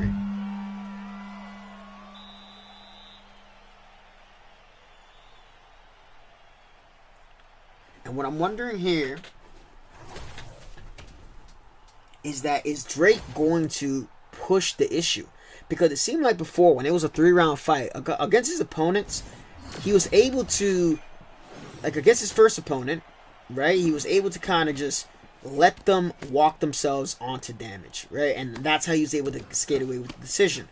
Against Trixie, he had a very powerful matchup there, and Trixie just didn't have the shot selection to prevent himself from getting stunned by Ilia Topuria. and didn't mix in the grappling enough. But now, the grappling threat isn't really there from Sean Strickland, and he has to basically wait for Suave Jamie to make a mistake at this point, because he is currently losing on overall damage. His body health is lower, his head health is lower, but the Philly shell, because it partially blocks the body and it blocks the head too, it's doing a lot of work for Drake. But he does land a beautiful, beautiful combination there. Jamie responds with a nice calf kick to remind him, hey, that's there. Bodywork is working there. Another calf kick from Suave Jamie. Man might be listening to the commentary. Body kick lands for Sean Strickland. Don't go southpaw now. Nice calf kick again from Suave Jamie. And you know that Drake UFC will fire off a 3-2 head kick. He was able to catch Jamie alive with it in the third round. Maybe looking to do the same. Jamie now opting, instead of going for the body, goes for the 1-2 head kick this time in round 3. Trying to catch him off guard. Double calf kick from Suave Jamie. Trying to bait out the big responses from Drake UFC. Drake is not taking any big chances right now.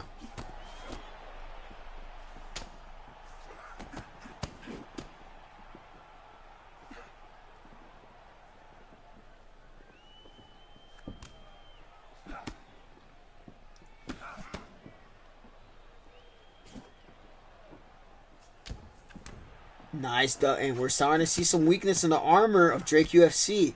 It seems that when Drake is in the lead, his defense improves, his offense improves, but when he's down on the cards, he doesn't, actually kind of similar to Sean Strickland, like he's having a hard time pulling back the fight, and now he's kind of relying on, all right, what can I do to gamify a way to pull me back into this fight, because the fight is starting to drift away from Drake because he's not taking enough chances. There's a nice rear body kick that lands for Drake. He's trying to force that back step. Jamie reads it, feints out the leg kick, and if he lands that leg kick there when Drake is trying to pull back and he gets caught in that ring, he's going to land some extra damage. Another calf kick lands, but a nice body kick in return for Drake UFC. Another calf kick lands. Nice lead teep for Drake. Risky choice shot selection there for Suave Jamie. Drake goes for a takedown with Sean Strickland with 10 seconds left. Beautiful body shots and another calf kick. Seems like Jamie has solved the riddle for Drake UFC, and Drake UFC is taking a look at the stats. This says that Jamie's only landed one significant strike. That is false.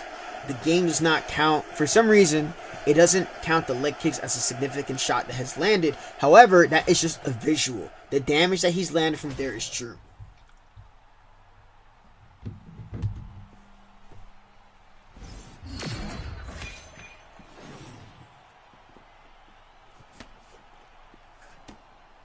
Now, I can see for Drake, if he's able to catch Jamie when he makes that mistake, when he throws a body kick in the pocket, if he rocks Jamie or stuns him or anything of that nature, he's going to be able to sit back, pop that jab, and then try to win these championship rounds. The first 2 rounds were really, really close. Round 3, Jamie does a good job of landing those calf kicks.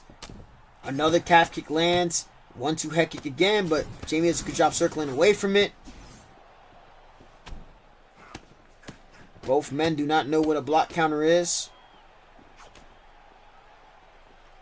And remember, this is a best of 3. Good pressure from Drake UFC as he starts to find an opening for the jab. Jamie taking his time. Slip counter uppercut lands. Another damaging shot for Suave Jamie. Tries to land an overhand. And look at the leg health of Drake UFC. Hasn't been able to check any of these calf kicks. So now his damage has been lowered by 25%. So for a lot of shots that he's landing, they're not going to be registering a lot of damage.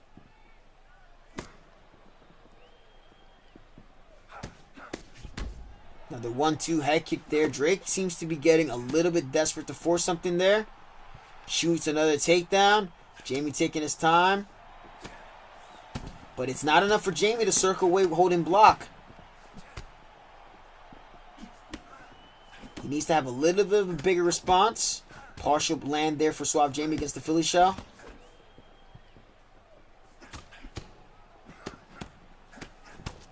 Beautiful uppercut lands there as Drake UFC ducks from Suave Jamie. Double hooks from Drake UFC. Nice uppercut lands there for Drake UFC. I think he's found something defensively from Suave Jamie in the first of a best of 3. Another calf kick lands for Chama. Jamie circling.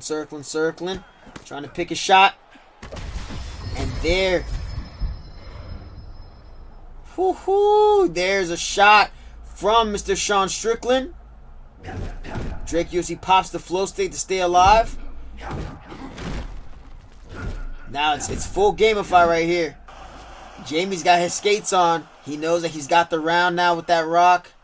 He's got to switch stance. It's not enough to just angle back now. If you're letting Sean Strickland start to tear apart your block, heading into round 5, it's not a good sign. I think he's saving his flow state for round 5. It's the only logical answer. Good defense. Oh, that track Suave Jamie there as he slipped that shot.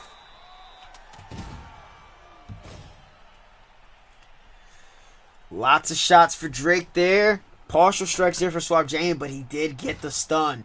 If you're Suave Jamie, what you need to do, this fight is close. This is as Sean Strickland as it can get. You gotta pop that flow state from Alex. 2 or 3 hooks, and you'll be able to get him out of there. As for Drake UFC, those small shots have been helping him out a lot. He's starting to press Suave Jamie, and also the block. Shot from Drake UFC. Denied by Suave Jamie. He's content to let the flow stick kind of right out there. Oh, man, that was not a good decision from Suave Jamie to go for that takedown. That was not a good decision from Suave Jamie.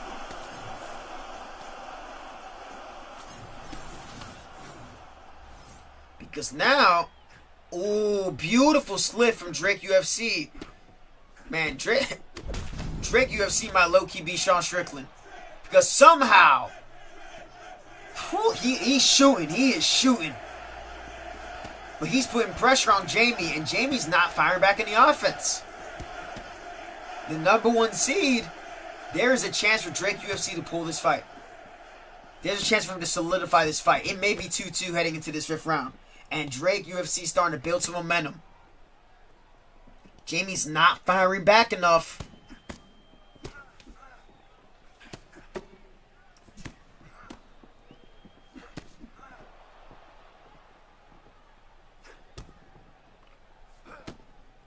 I'm surprised Jamie hasn't really attacked the body when Drake UFC's pulling.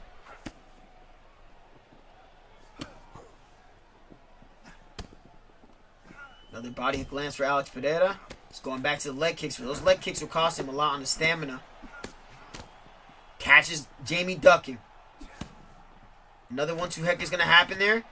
Ooh, over-under from Suave Jamie. Single under clinch. Counter from Drake UFC. He's going to go for a takedown. No, he doesn't go for a takedown. Wow, look at the counter from Drake UFC. He's got the champion trying to go for the clinch. Every time that he ducks, he's giving Drake UFC land more. Jamie has landed no offense in this round 5. Jamie has landed no offense in round 5. And he's giving Drake. Drake is putting on pressure on Suave Jamie right here. Unless something big happens.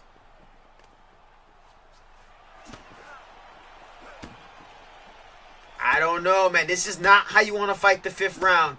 This fight is close. I mean, the first 2 rounds are close. Suave Jamie,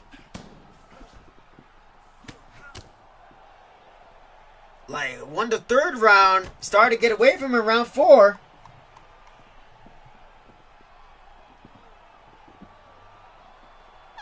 Do not skip this. I don't know, y'all. I don't know.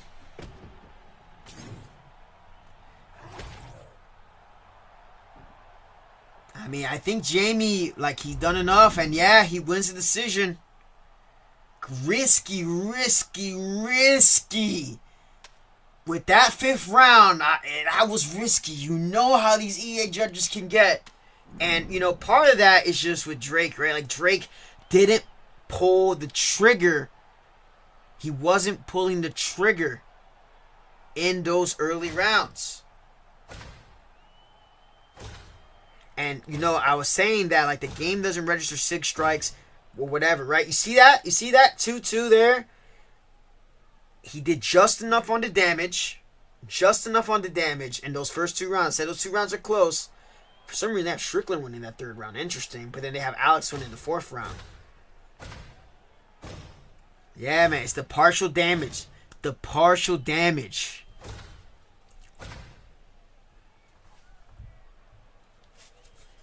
No, they're going to have to. All right, man.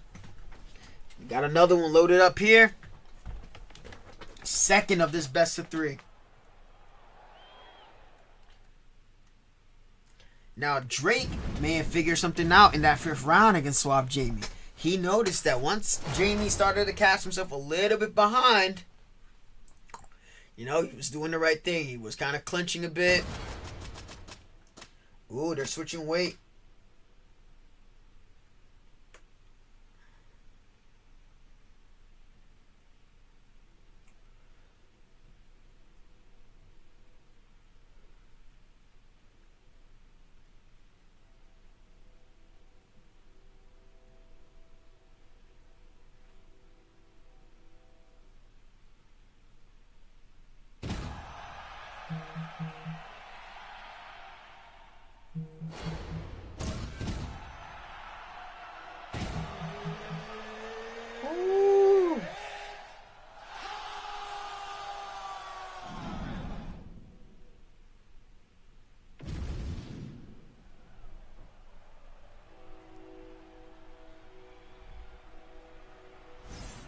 All right.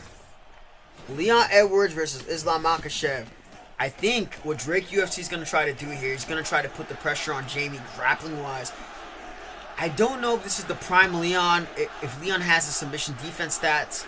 But now, if Drake UFC wants to grapple, he will have a massive advantage against Leon Edwards. It's going to take a huge mistake from Suave Jamie here. If he is unable, if he gets grounded to the mat and gets caught with that checkmate flow state. Nice combination. Ooh, beautiful from Drake UFC, but a ducking roundhouse lands for Suave Jamie. Takedown feint there, beautiful from Drake UFC. Putting pressure on the number 1 seed.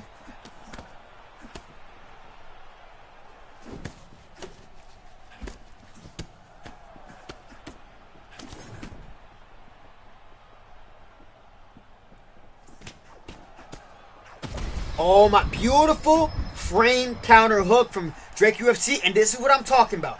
Now the fight's gonna be significantly different here. Before, Drake was fighting a little bit behind. I said that damage was leaning towards the favor of Alex Pereira, but now Drake has the lead, and he's seeing from Suave Jamie, hey, Suave Jamie was gonna turtle up. He will turtle up if he's in the lead, and he's gonna press the issue here. Now there's a cut on the eye of Suave Jamie. 4-piece combination from Drake UFC.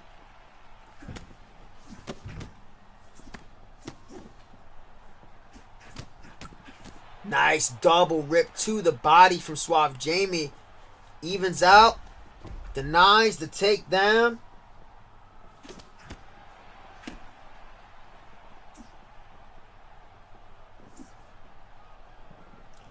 Ooh.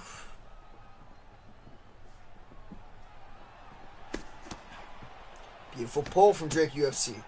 Both men are now familiar with each other, so they can fire off their offense a little bit more. And now there's no Philly show block, so we're really going to see where Drake UFC's defense is without that block. He's getting hit more to the body early than he was before. Beautiful catch. Probably going to go for the takedown here. No, Goffs to go to the body. Oh, Jamie makes throwing a crowded head kick. Not a smart idea there from Suave Jamie. Beautiful pull from Drake UFC. Nice uppercut from Drake UFC. I can I can smell it. They might be coaching this boy right now. And Jamie whiffs again. Head kick opportunity missed there from Suave Jamie to put this fight on ice. Takedown opportunity missed. These guys, yo, I could tell their palms are sweating right now.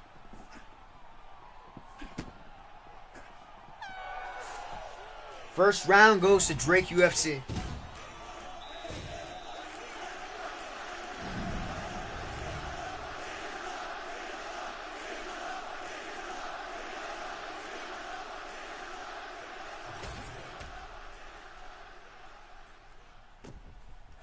Good damage from Drake UFC in that first round. In this best of 3, Jamie up 1-0 in the series. Drake trying to force a third fight.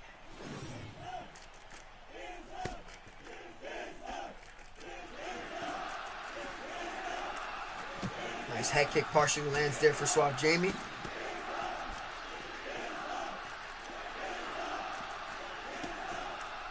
Whiffing bad there. Body damage received. And Jamie's seeing that when he pulls to the body, like he pulls away, Drake is landing there. And look at the body health. Again with that jab, rear body uppercut. He's fishing for that combination of Suave Jamie. And that's what's going to be taxing on the stamina. Put him in a huge disadvantage in rounds 3, 4, and 5. But, you know, Drake just didn't put the finger on the trigger. But just as I say that, he dropped Suave Jamie. But Jamie gets the reversal into mount. Unable to get the arm triangle. Lives another day. Drake powers to back mount. Goes for the cheek. They're going to patch that in due time. But for now, it's allowed. A little half guard transition beats the armbar race when it really shouldn't. Nice ground and pound from Suave Jamie and mount. Drake showcasing some good defense. Another power to mount. But the thing is, with Drake doing that, he's now taxing his own long-term stamina. Powers again. See, when you've taken a lead with that knockdown to drop, and you had a stamina advantage because of it, now you've evened things out for Suave Jamie. Head off in the advantage of Islam Makhachev. Body kick partially lands. No head kick counter from Drake UFC. Nice takedown feint into triple hooks. Nice body kick from Drake UFC.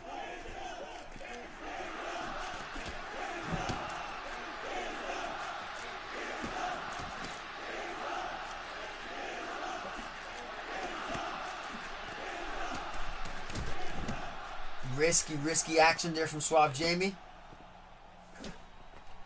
We're not seeing the leg kicks as part of the game plan, and Drake UFC, beautifully timed takedown from Drake UFC, gets into the full guard. Now for Suave Jamie, he's been dropped. You do not want Islam Makhachev posturing up. He doesn't have anvil like his cousin Habib, but we saw Drake UFC finish Dirty Dave from half guard. Could potentially get a finisher in half guard. No action there from either gentleman, so the ref, Mark Goddard, is going to stand him up and say, let's get after it.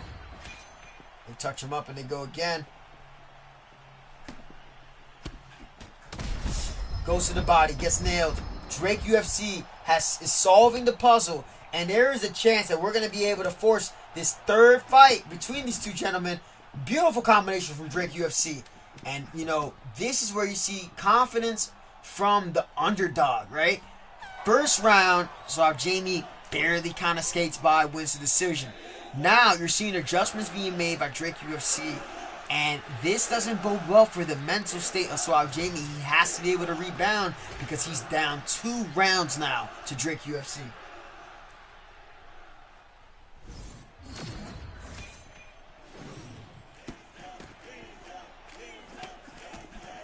Nice combination. And what's getting Jamie caught, he keeps going for these jab, rear body uppercuts into lead hooks. And the problem with that is that that's a UFC 3 meta type of response, right? And it's not something that Leon Edwards does. And because he's so accustomed to that, having so much success, Drake UFC has figured out, I'm just going to rip the combinations while Jamie's throwing in the pocket because it's something that he keeps on throwing. Now there's no stamina. Oh my lord, gets the takedown. Secure the win. Jamie's all out, but he is down big. I'm talking about he is down big in this fight. Unless he gets a deep sub right now, or he's able to make Drake UFC make a mistake. Drake knows he's up. Drake knows that he has the champion on skates, and Drake UFC is somebody gonna be somebody to look at for this upcoming ESFL season. Beautiful denial there, and look at the stamina now from Suave Jamie. Y'all be talking about stamina. Y'all be talking people can do so and so forever. You're not seeing it there, and he takes down Drake again. We got Suave Jamie throwing on the wrestling shoes and headgear, letting Drake know, I'm not gonna let you take me down for free. I'm gonna grapple right back with you. Another power transition from Drake UFC.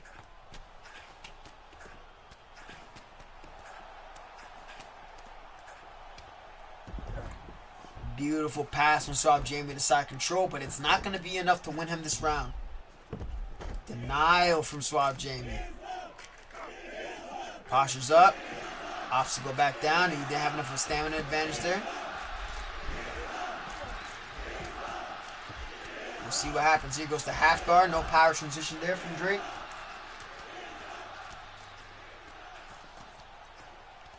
Body health is pretty similar, but Jamie's in a position where he can't really trade with Drake UFC anymore.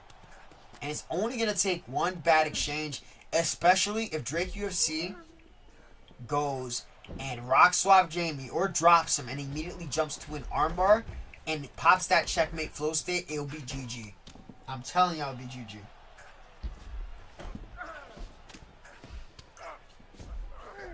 Another good denial from Suave Jamie. Another good denial for Suave Jamie. Opting to go for the body knees instead of transitioning.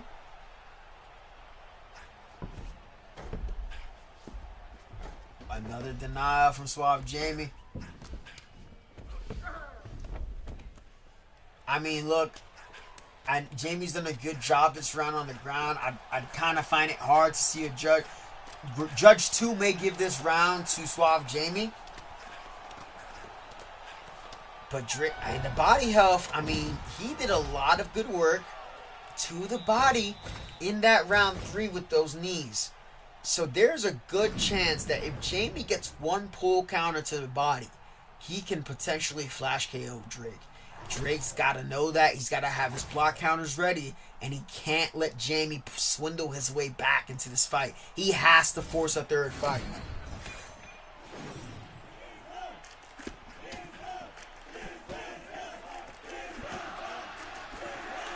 Now Jamie's kind of forcing that. Body hook lands, and I wonder if that body damage is going to make Drake pause a bit. We've seen Drake pause a bit. He's firing up that uppercut counter, knowing that Jamie's trying to go back. Reads it. And Jamie gets dropped one more time. Takedown, but scramble from Suave Jamie. And now Jamie is down bad. He is down so bad right now. Drake UFC, have yourself a day, brother. You might be forcing this third round, and a takedown denied. Does he go to his own? Rocks him with the clinch knee. Suave Jamie dropped against the fence. He can slam him here. Oh, could have got a finish there. Jamie is on full panic mode. Drake UFC, from losing a timid decision, is now dominating Suave Jamie and forces a third fight.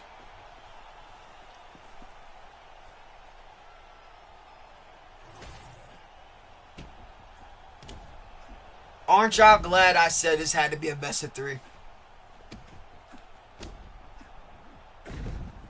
1-1.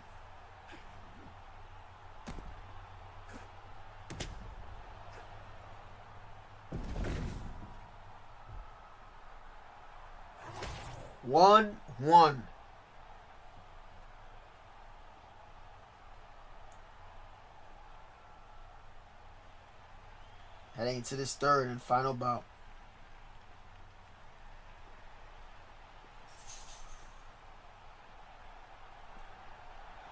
Woo! And now the momentum. See, it's different when you win a decision, right? Like when you win a decision and it's close, it's one thing. When you lose almost every round and then get finished in a best of 3, You gotta put your nuts on the table. Ain't no way around it. You gotta put your nuts on the table. Look at that. Drake UFC, 3 knockdowns, 6 stuns. He reads Suave Jamie. He's been watching Suave Jamie for years. And this is his moment to qualify for the $2,000 tournament. If Drake UFC pulls off this run as an unseeded in the tournament, by the way. Unseeded.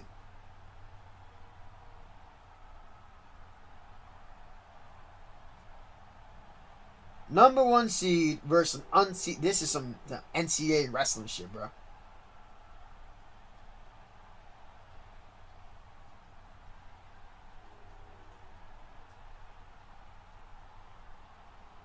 Alright, gentlemen.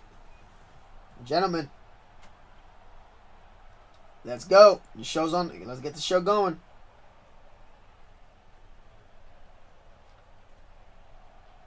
They're going lightweight now. Lightweight, where Jamie pulled off a victory against JC21 in a barn burner.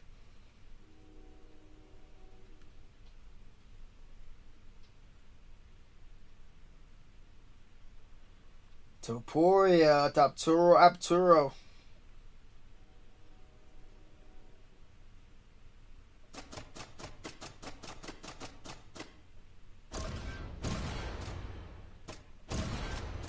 Holloway, interesting.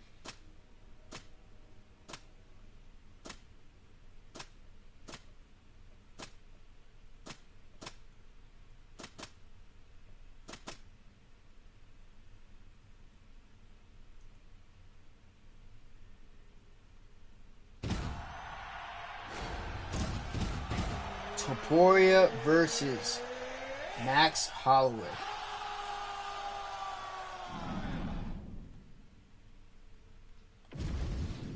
Final bout of the evening.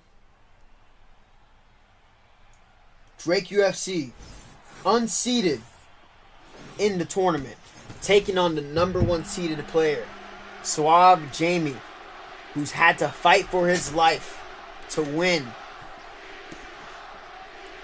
Probably a little bit more confident now with the power of Ilya Topuria. See, I wanted to see Trixie use Holloway against Drake UFC's Topuria.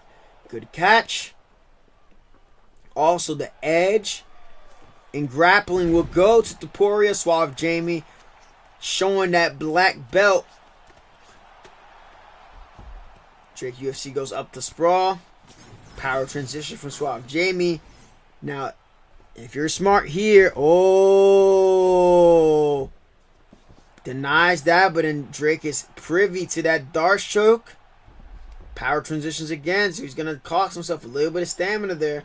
If I'm Jamie, Drake UFC's denials are really good, right? So why even waste your time going for the takedown? Let him break out and then attack. Drake UFC's defense on point there, doesn't commit to a big action, gets caught by a lead hook.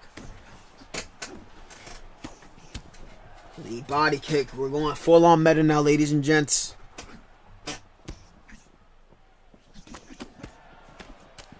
Calf kick, beautiful calf kick from Drake UFC. Responds by Suave Jamie with the lead body kick. Drake has got to remember that he's the kickboxer, Max Holloway. He has better kicks.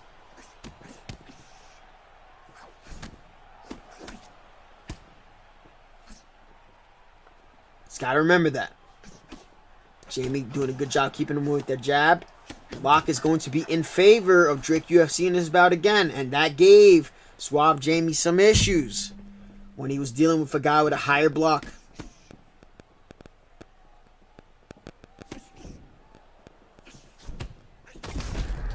Nice counter from Suave Jamie.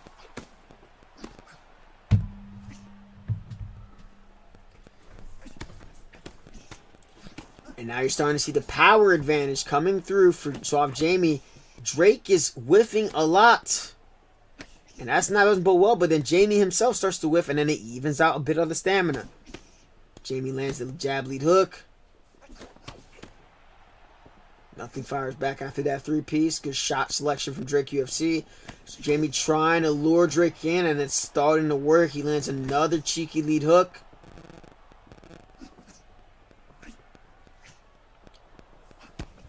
Nice calf kick there. Double hooks from Jamie. That beautiful back sit from Drake UFC. Jamie's holding forward on that lead hook. You got to be careful because Drake UFC will plant that backstep counter. He did it to Jameer live, and he has no problem doing it again. 3 seconds left. Round 1 goes to Suave Jamie.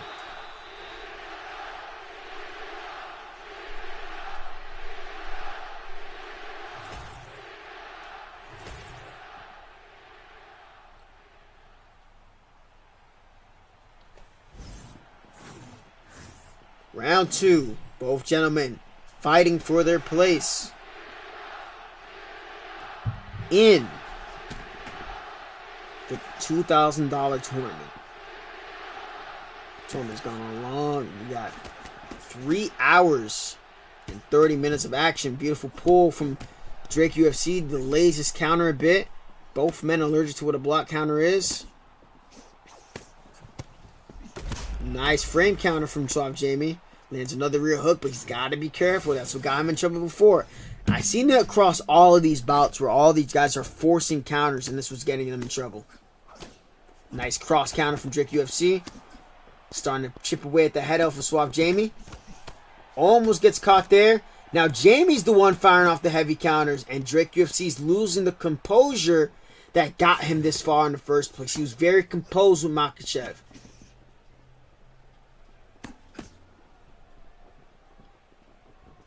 Not seeing that same composure here.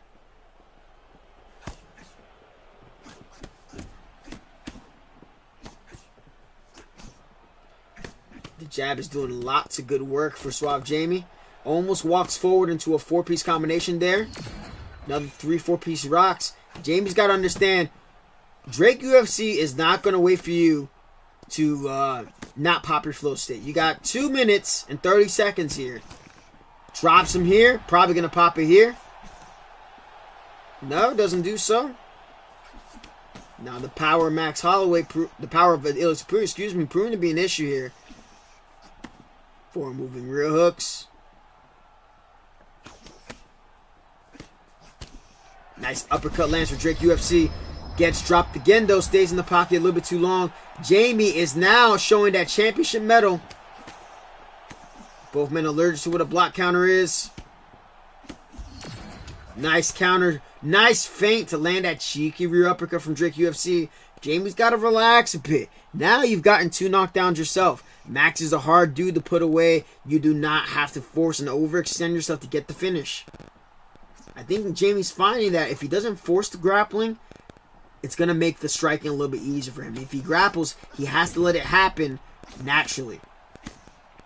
And now Drake's just having a hard time dealing with this steady jab of Topuria. He's reacting to Jamie's shots.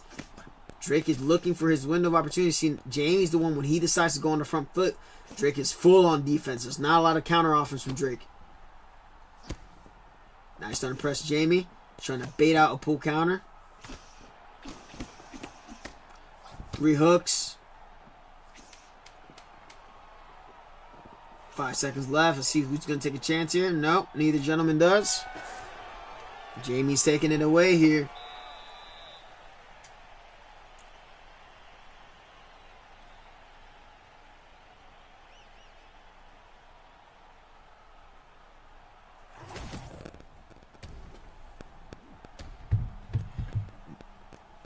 See, it seemed like Drake had figured something out in that Sean Strickland matchup around the end, and he absolutely dominated Jamie in that second bout. But now, the roles have reversed, and Suave Jamie has momentum. The one thing that Drake has going for him is that flow state, the stamina there, but he does a bad mistake of trading where he shouldn't be trading. He wasn't making these mistakes before, but now Jamie makes a mistake, eats extra shots that he doesn't need to take an extra shot of. Ooh, and a nice 4-piece. He smells the blood in the water. He sees where Jamie's health is at. Jamie's lashing out. He's not picking the shots now. This is when you want to catch the veteran.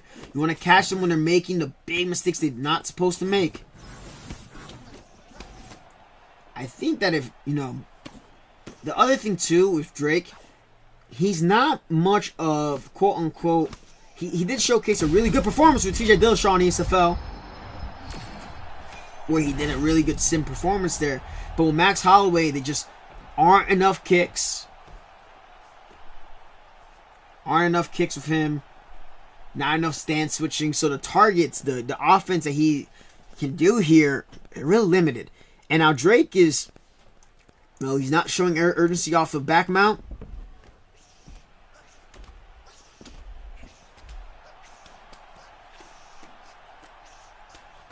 And now the K1 camp seems to be quiet. I mean, Drake UFC had himself a pretty good run. But it seems like the writing potentially may be on the wall. I'm going to ask you guys, who do you guys have for fight of the night? JC21 versus Smudger or Keza versus Trixie? Let me know in the comment section. Ref stands him up. It's the second time these guys have fought and a ref stand-up has been involved.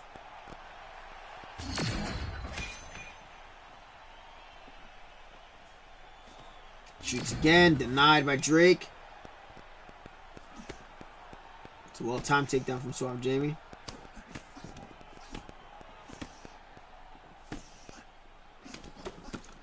Nice combination from Drake UFC. Jamie starts to reach and overextend, and he forgets that Drake has some good counters. Nice body kick lands.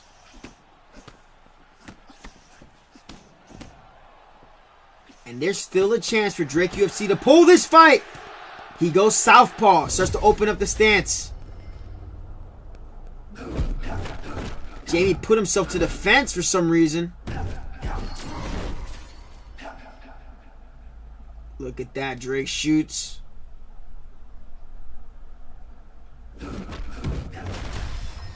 Tiger flow state, strong as hell.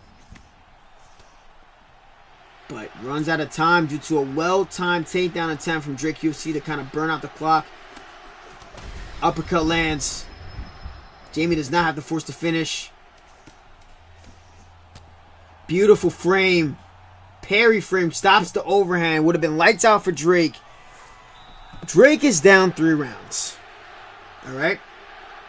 Drake is down 3 rounds. But he still has a shot to win this fight. This is different from the second bout. Leon Edwards was kind of down and out. He didn't have submissions available. Didn't have too many takedowns. Like, he had the body shots, but the damage was too much. But, man. A little bit of white screen action.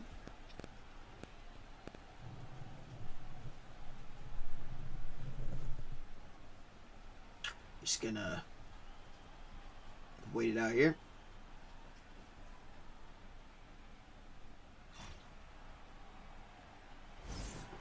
Jamie now live showing, Jamie Peyton showing some love to Suave Jamie, another esports champ to another.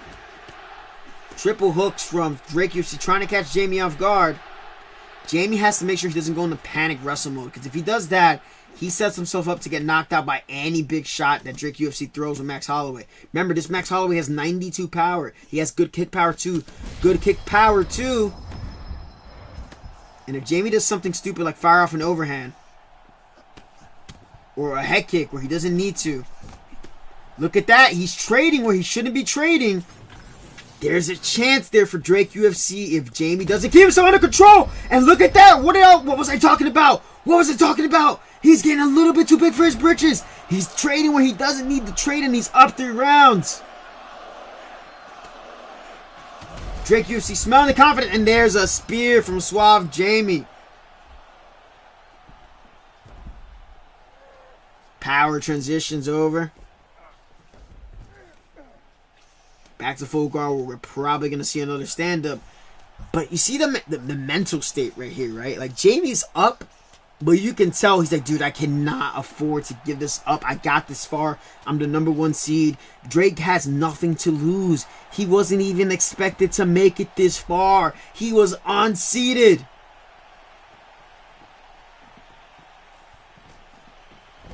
Oh my lord. The recovery of Max Holloway is always going to be a thing here. Look at that. Denies the sprawl transition. Creasy, that's for you, man.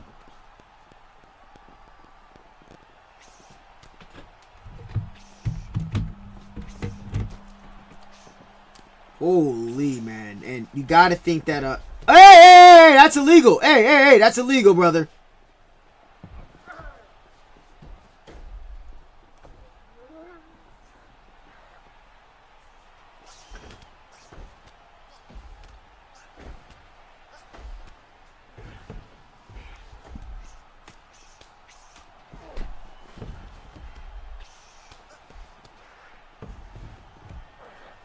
Let's see.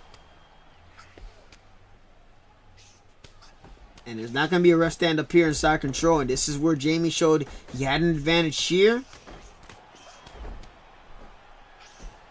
And I think if Jamie just kind of postures up here and lets some shots go, he can get Drake out of here.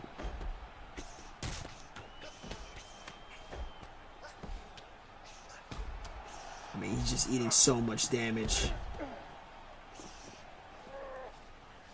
No sub counter. Did he normal fake it? Did he normal fake it? It's not a DQ right away. It didn't change the path of the fight. 4 rounds up is Suave Jamie.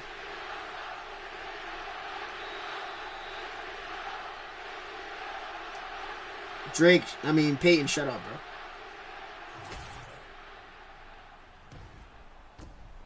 Have some shame, brother. Have some shame.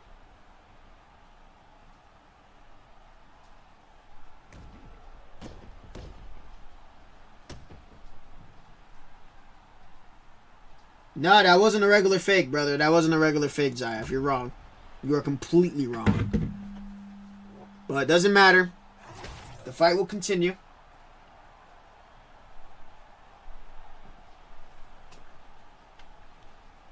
Does not change the fight so far, but we will keep a mental note of that. Jamie looking like himself. The damage is in his favor. All he has to do is not give Drake an inch or a mile. Because this would be one of the greatest sells in UFC history. Enforce the rules. Yes, but it's not going to be an auto DQ. The gravity of what the thing is what matters and how much it changed the course of the fight. It would be an infraction on ESFL. That's what it would be. The punishment has to make sense based on what it is.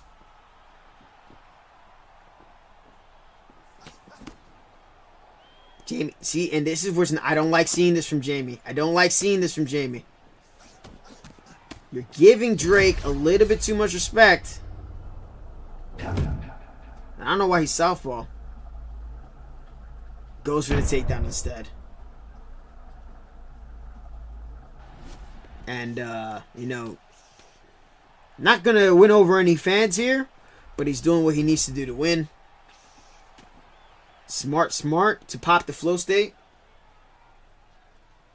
The ref's probably going to separate it here. No. Jamie opts to go to backside. And, Drake UFC was able to get a crazy good finish. No darts for Suave Jamie. The now's on point for Drake UFC.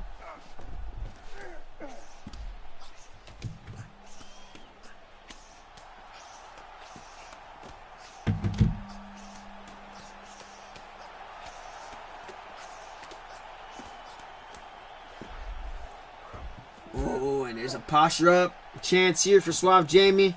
Passes the side control. Look, that is crafty. You're up. You know how EA Sports UFC can be. And Drake now, he doesn't have a grappler. Jamie can kind of posture up here if he wanted to.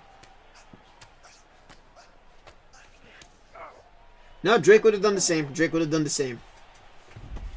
You got 2 secure the win guys. Jamie's just going to ride out the clock here unless Drake is able to pull some Leon Edwards stuff here.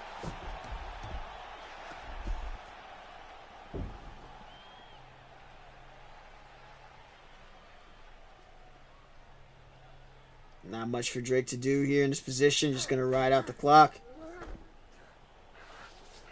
Power transitions back to backside. 35 seconds left. Might as well just go for the rear naked choke. Jumps to the rear naked. Trying to put a stamp on the performance. Goes to mount instead.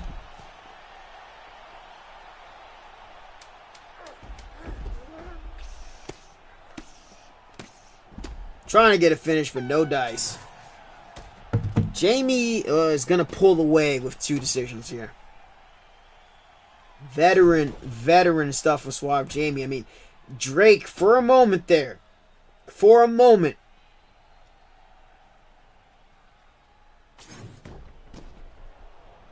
had the fight there. He had it. In the first fight, you gotta think Drake is probably kicking himself for not pressing the issue more. If he had pressed a little bit more in that first fight with Strickland, he would go away 2-0. But because of that, and he left it to the judges in that first fight, Suave Jamie able to collect himself, do what he needs to do, and Suave Jamie has earned the spot into the $2,000 tournament on August 16th.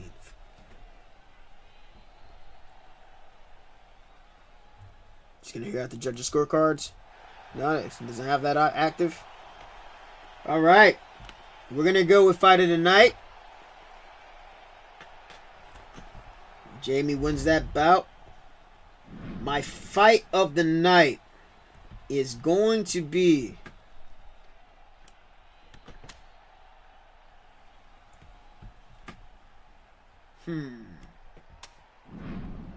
fight of the night.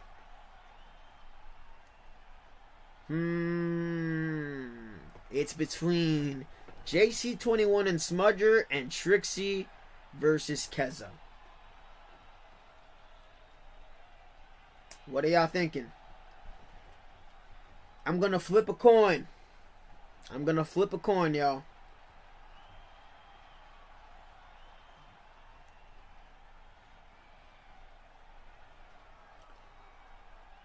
We're gonna go with... I will flip this coin. I don't see anybody saying. And I'm gonna go...